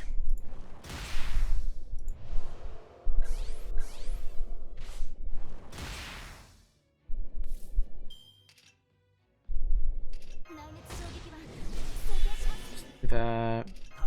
This. And that. Yes, my master. 了解。君の言葉通りに。シール13デシジョンスタート。これは世界を救う戦いである。勝利。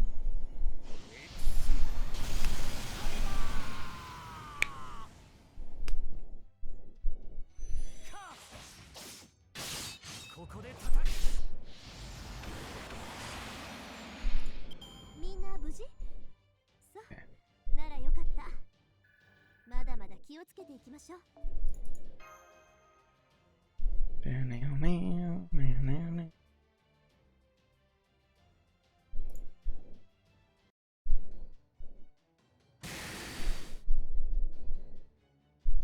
Alright, there goes the last one. Nice job, you two. Gotta say, didn't think we'd be running into more mass-produced Valkyries out here. Then again, both these things and the giants are loyal to the queen.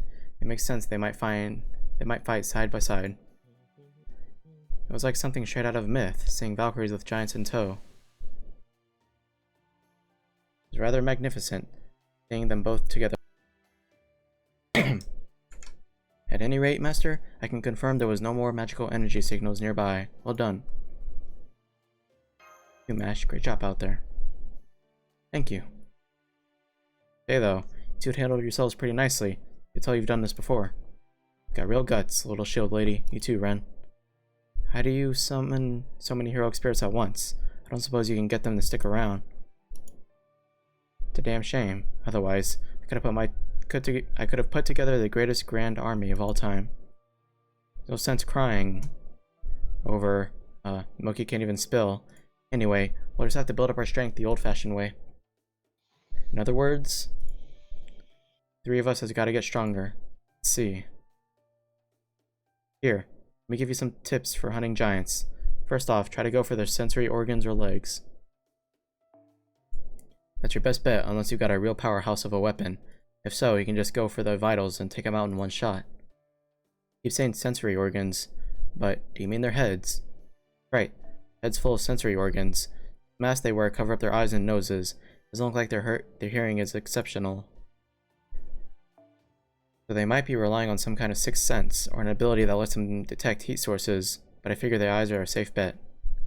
Make sure you go for their heads. Even if you have to hit them through their masks, they're a big target, so it shouldn't be too tough to damage them. When going for the legs, the knees and ankles are the best targets. Giant's size and mass can be intimidating, but once you knock them to the ground, they're pretty much sitting ducks. In other words, nothing too special about it, just follow best practice. Oh.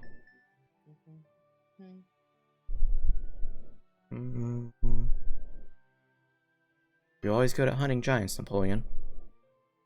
Bryce too. I had no idea you were also a great giant killer. I don't know if any tales about you killing giants myself, though. Is it possible for stories to be both secret and passed down to others? Don't worry, you're not missing any stories. Things just sort of worked out this way. Worked out? Pretty much. Gonna be nightfall soon. Perfect. What do you say we make camp for the night and sit around for the night right around here? Besides, think about it's time we talk tactics.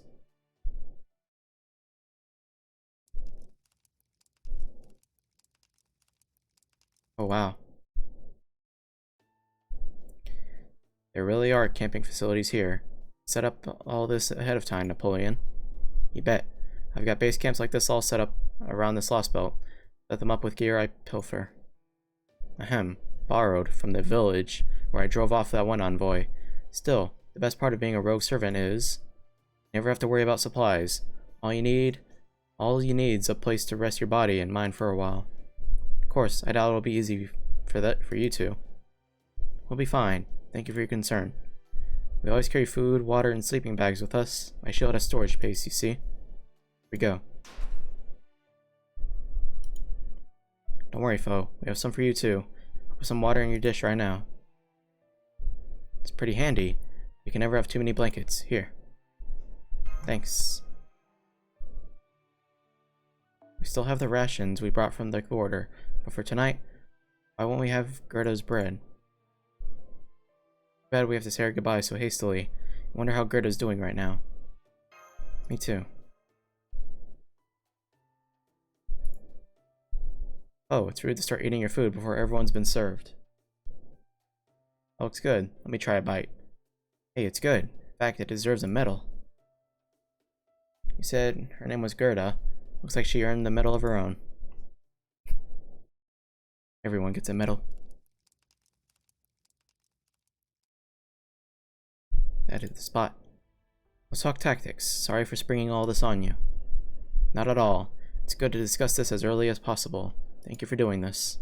I'm the one who should be thanking you. So tomorrow, we're gonna make our move on the enemy. We'll be sneaking into the castle near Old Oso, right? When we do, we'll almost certainly have a fight waiting for us.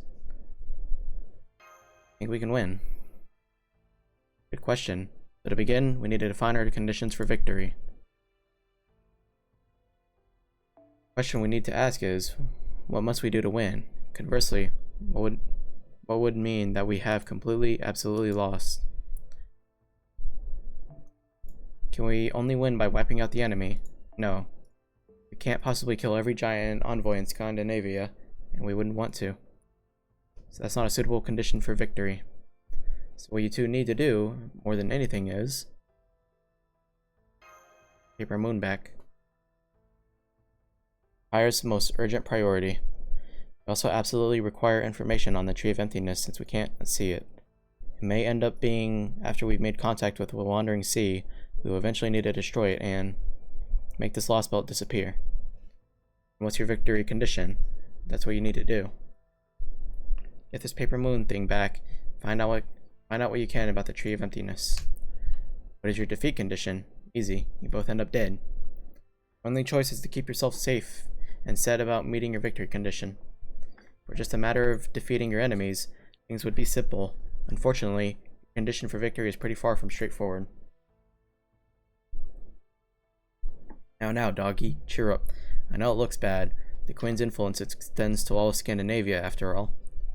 But she has no intention of throwing everything she's got at us. She doesn't? If she wanted us dead, we would be. The envoys and giants all act as she desires, almost like puppets. If she ordered the giants in this area to find and attack us, we'd be fighting them off every minute of the day. That's obviously not what she's done. They haven't even raised any kind of alarm about us, let alone create a defensive line or anything. They're not even trying to defend against us. Right. Supreme Commander of the Grand Army, it pains me to say this. She doesn't even think of us as an enemy. I think at worst she sees us as something more like a pack of wild animals. That's okay. It's our in. Leaving herself wide open by not putting up her guard. Oh, and one more thing. Listen close. Once we make our way into their base.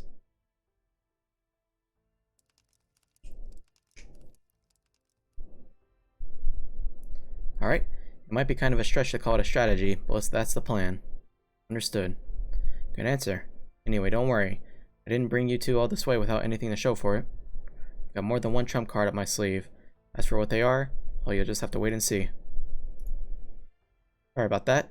If it makes you feel better, I'm only half serious.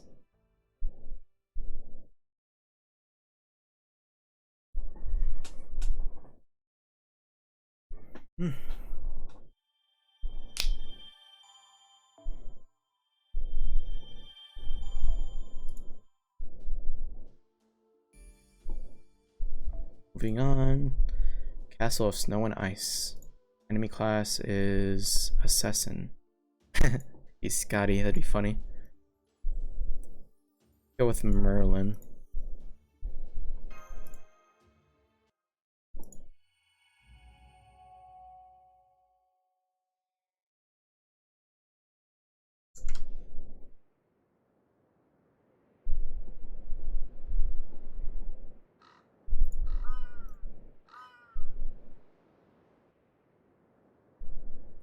Senpai, look. Those birds are back. Does that mean we're near another one of those patches of land between ice and fire? I think we saw any birds around Gerda's village. Given what she said, animals are pretty rare here. Since they have fish in the village pond, they're more used to aquatic. Don't say, so you two can see those birds too. Reason we wouldn't. Good thing, those birds are a good sign for us.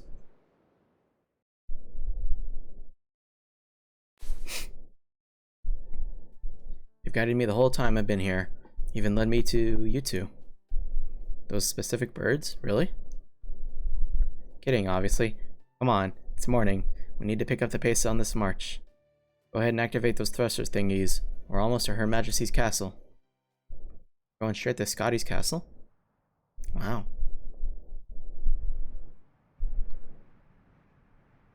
It was indeed a castle. A lonely, solitary castle.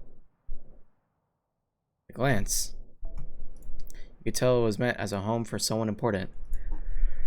A castle of snow and ice, clearly made for royalty. It had nothing in the way of defenses as a fortress might. First and most important consideration in its design had plainly been beauty. If we were still in proper human history, the castle would be considered an architectural masterpiece. Well, here in this Lostbelt, largest building around, not that that's exactly a high bar to clear. Castle of Ice and Snow, kind of temple, where a real-life god resides. The one and only castle in this whole Lostbelt, standing tall in the northern part of the Oslo Fjord in the Scandinavian peninsula, Oslo, in proper human history. I'll say this, sure looks like a place where the ruler of this icy land would live. Ho ho. How do we get in? Back.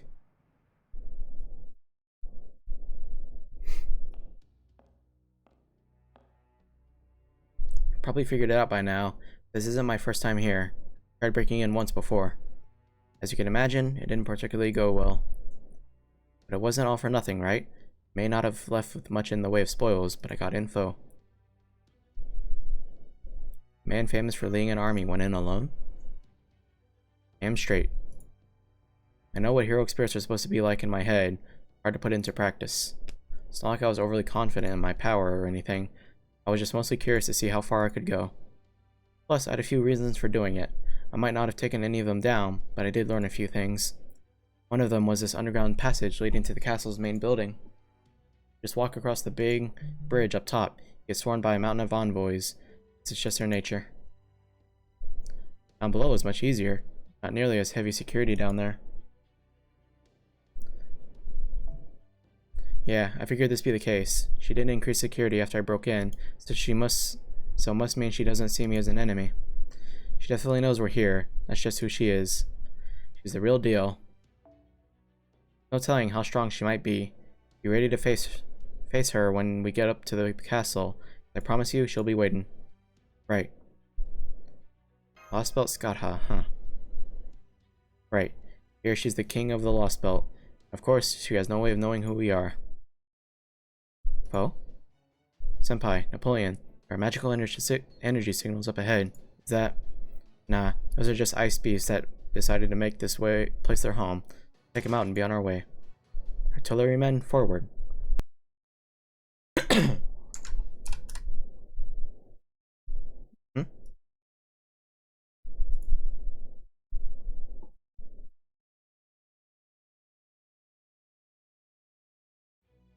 Hmm? システムオールチェック大丈夫ですからマスターさてカウンティングオーバー That. オーケーおや行くかい切り込むヒューどうだいこれじゃ足りない同感さ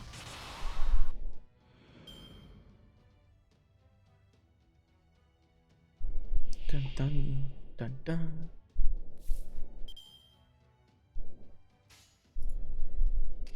ハッピーエンドオーケー Mhm. 固くご要望縛るわとあらば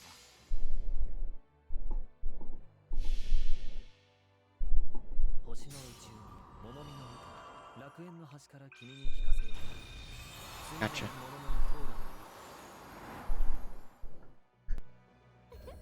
飛び込めてあげる切り込むおっと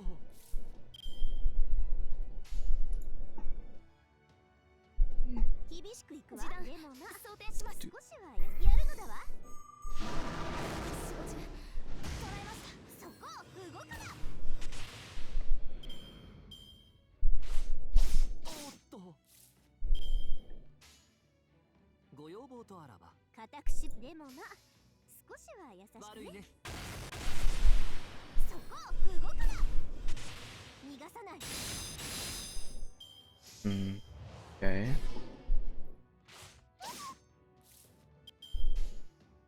I'm gonna go ahead and do 厳しくいくわ build more in P. Okay.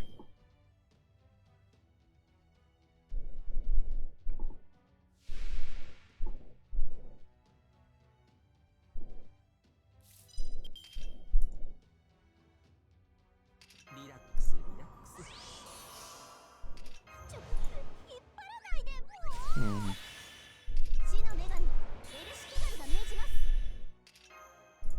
do this. 頼むぞ。楽園の端にようこそ。いいわ厳しくいくわ Try that. 星の宇宙物見の見て楽園の端から君に聞かせよう。罪なき者のに通る。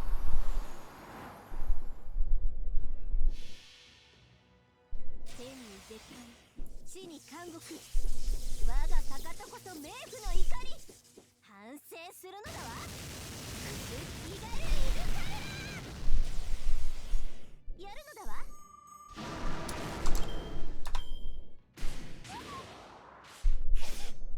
おっと。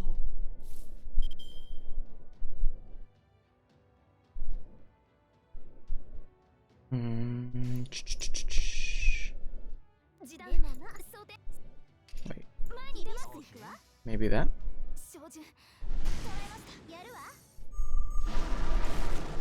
切り込む。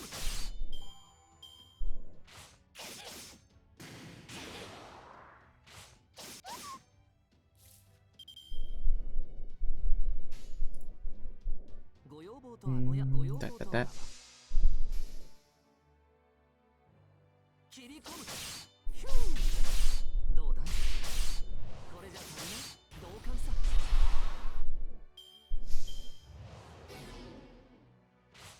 おっと。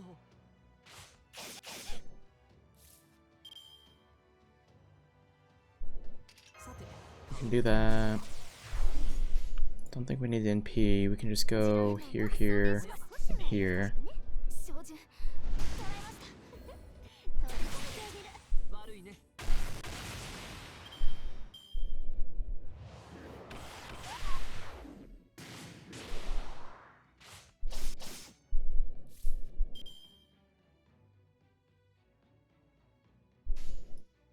固く縛るわおや、オーケー。やるわ切り込む。どうだいおっと。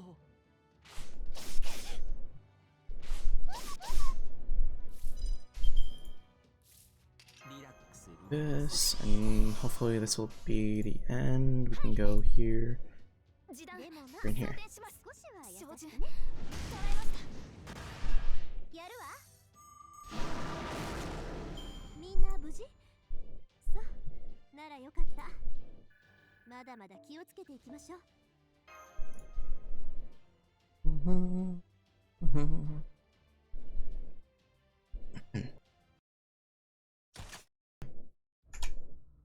Phew.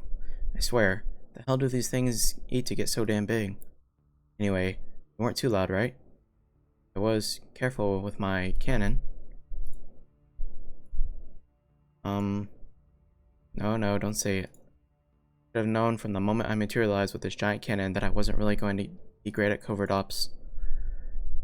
Doesn't look like this castle's garrison's about to storm us. It's probably too much to hope they didn't notice.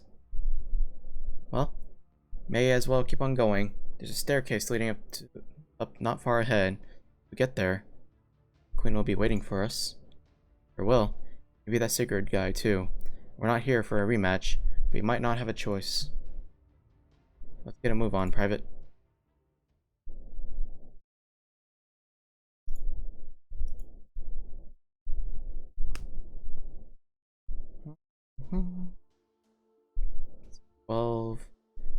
I think I'm gonna do one more and then possibly end stream. Ms. Enemy class is a question mark. FGO B2 section 6.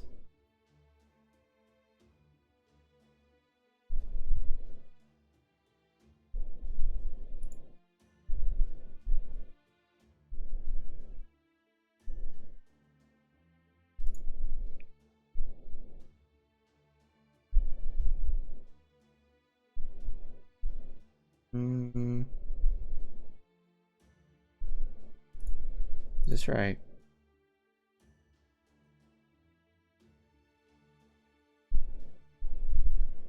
Lancer and a Berserker, apparently?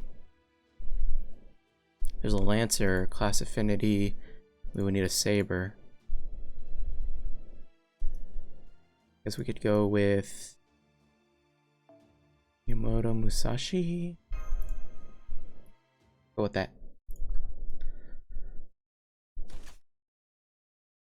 It's beautiful. I mean, made our way into the castle. This seems to be the throne room. Scanning for magical energy now. A powerful magical energy signal from the entire place. It's as though the castle itself is emanating magical energy.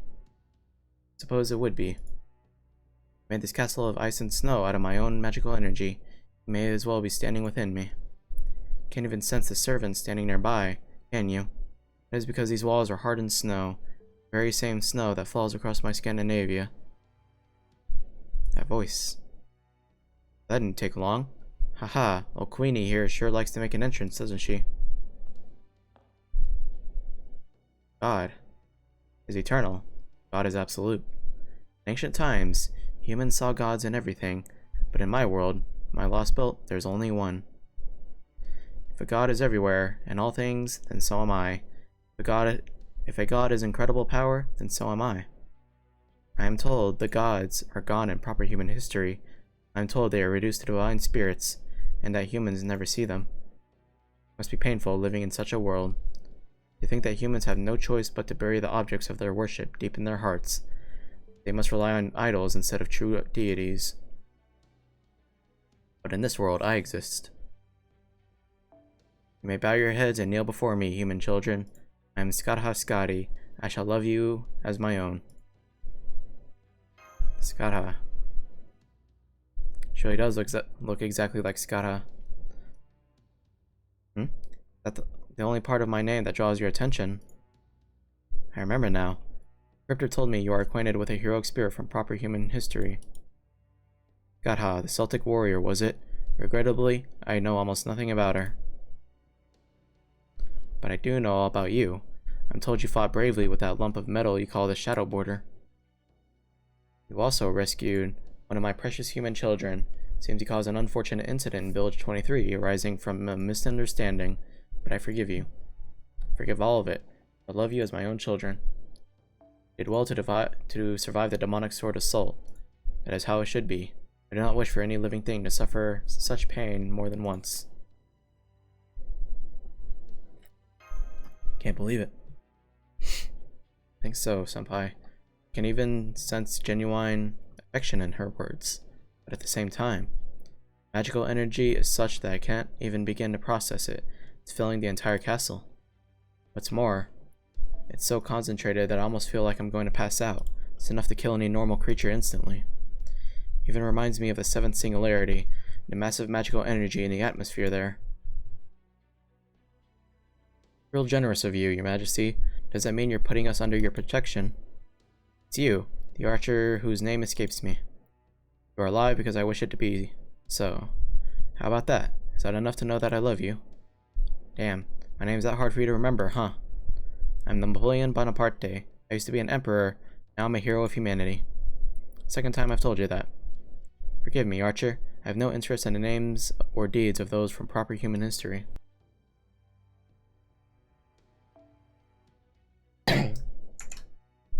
Naturally, I permit you all to exist here in Scandinavia. I am a god here. There are only two possibilities I have for you. Simple question. Do I kill you or love you? I have decided to grace the three of you with my love. I will, therefore, not kill you. As said. I will not be telling you where the Tree of Emptiness lies. I suggest you do not pursue it further. You mean to cut it down, do you not? Ought it be a sin even I could not forgive. As for the paper moon, you are free to do with it as you will. Of course, I imagine its current owners may have something to say about that. So what, you want us to put on a little show for you and fight for them for it? That's not the worst idea, but no, I had something else in mind. Third. Called for me, my goddess. Capture them. Oh. They have not yet broken the seam. But as I expected, they have begun to form a group. As such, they shall enjoy my love here, where I can watch them closely. Understood. Command received, Scotty. What should I do if the targets resist? Do not kill them. They too are my precious children. As you wish. I will attempt to neutralize them without killing them. Once I activate my White Swan Mystic Code, I will engage my Light Spear's combat function.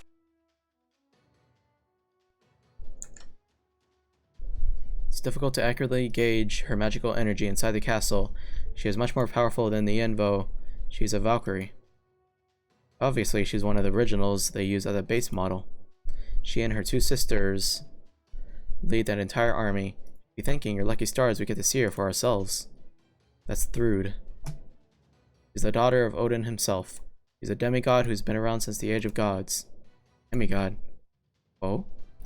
Do not be afraid. I'll retreat now.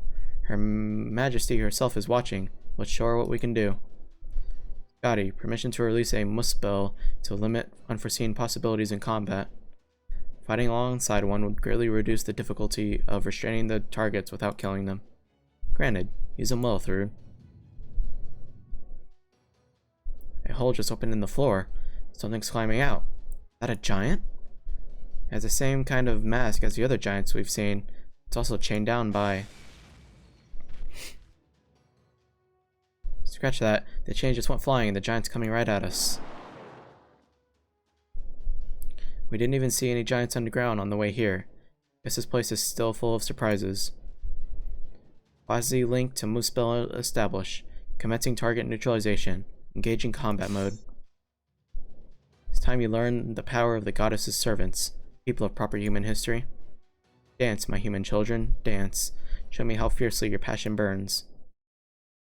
Dun dun, dun dun.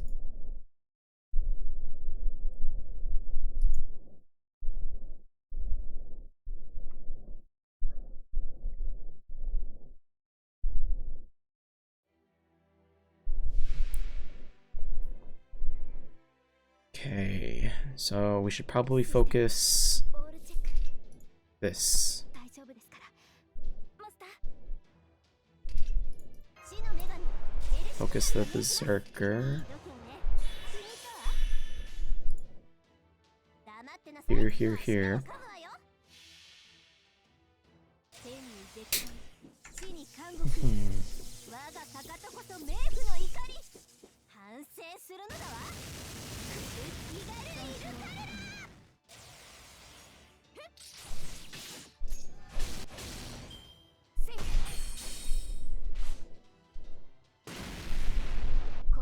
Ow. Now let's do... That. やるわ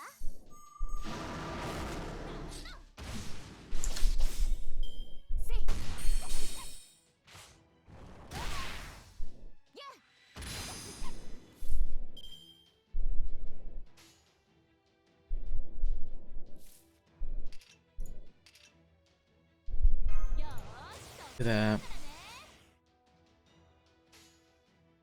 And boom. お見せしましょう厳しくいくわ Boom, boom. いいよ栗から昇天書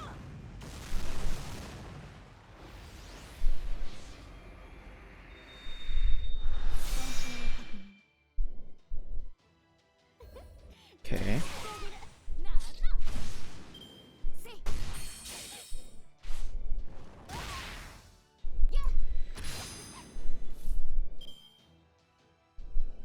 Hmm.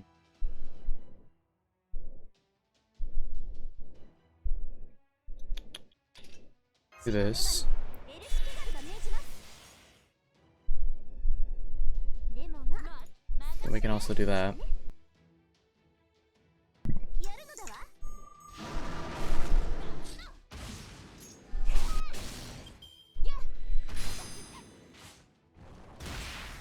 大神よ力を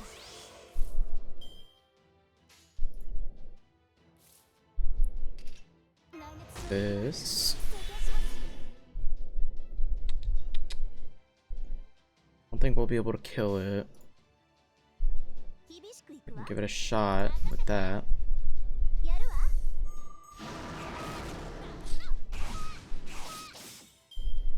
Yeah. Hopefully it's not AoE. I didn't even check.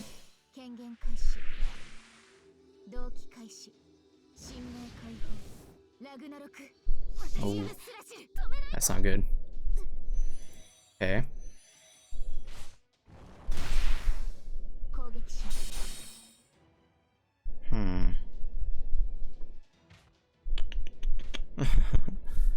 Uh, 修羅になるわ羅刹と化すわ取れそう癖が悪くね取れそうよし攻め時だな ooh, オルテナウス yeah, let's do that ギリク and that. 神明凍結展開これは多くの後多くの願いを受けた幻想の城こうせよモールだせい修羅になるわ I have John's NP ready. せい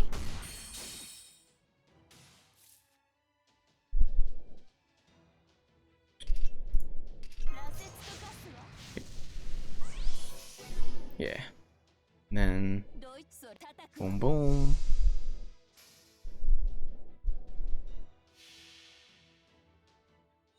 三つ首の黒竜よ世界を食らい尽くせ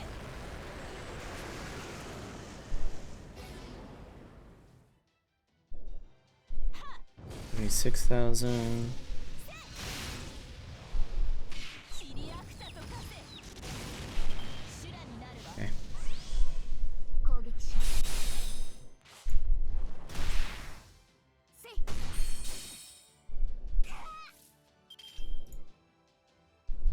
バンカーボルトリロードはいいいだろうそれね照準捉えました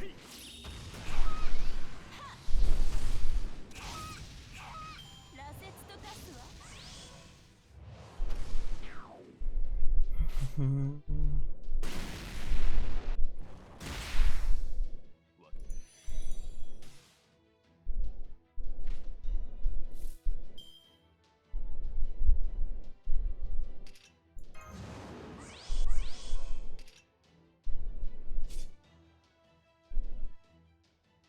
I feel like if we do this, it's gonna hurt her more than help. 前に出ます Hope I can kill it in time.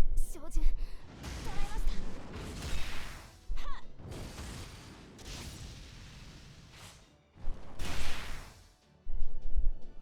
Yeah. Oh well. ごめん Fence down. No.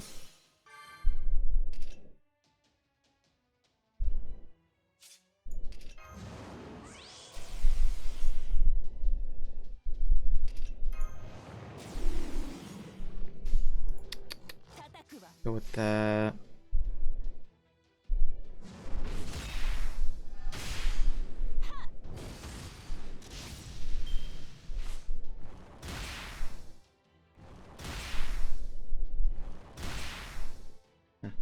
Lucky.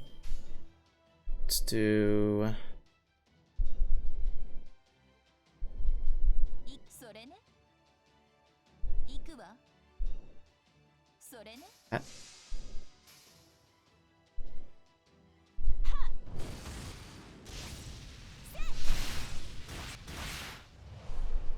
シリアクタと化せ Okay. Hopefully we can. It hurts. Here we're going to do this. Go ahead and do this. This. 羅刹と化すわ Then boom, boom, boom.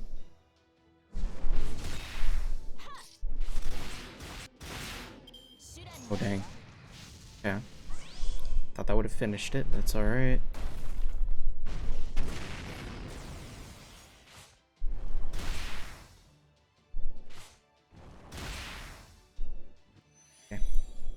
still win. 羅刹とか Just in case. 行くわ And then boom, boom, boom.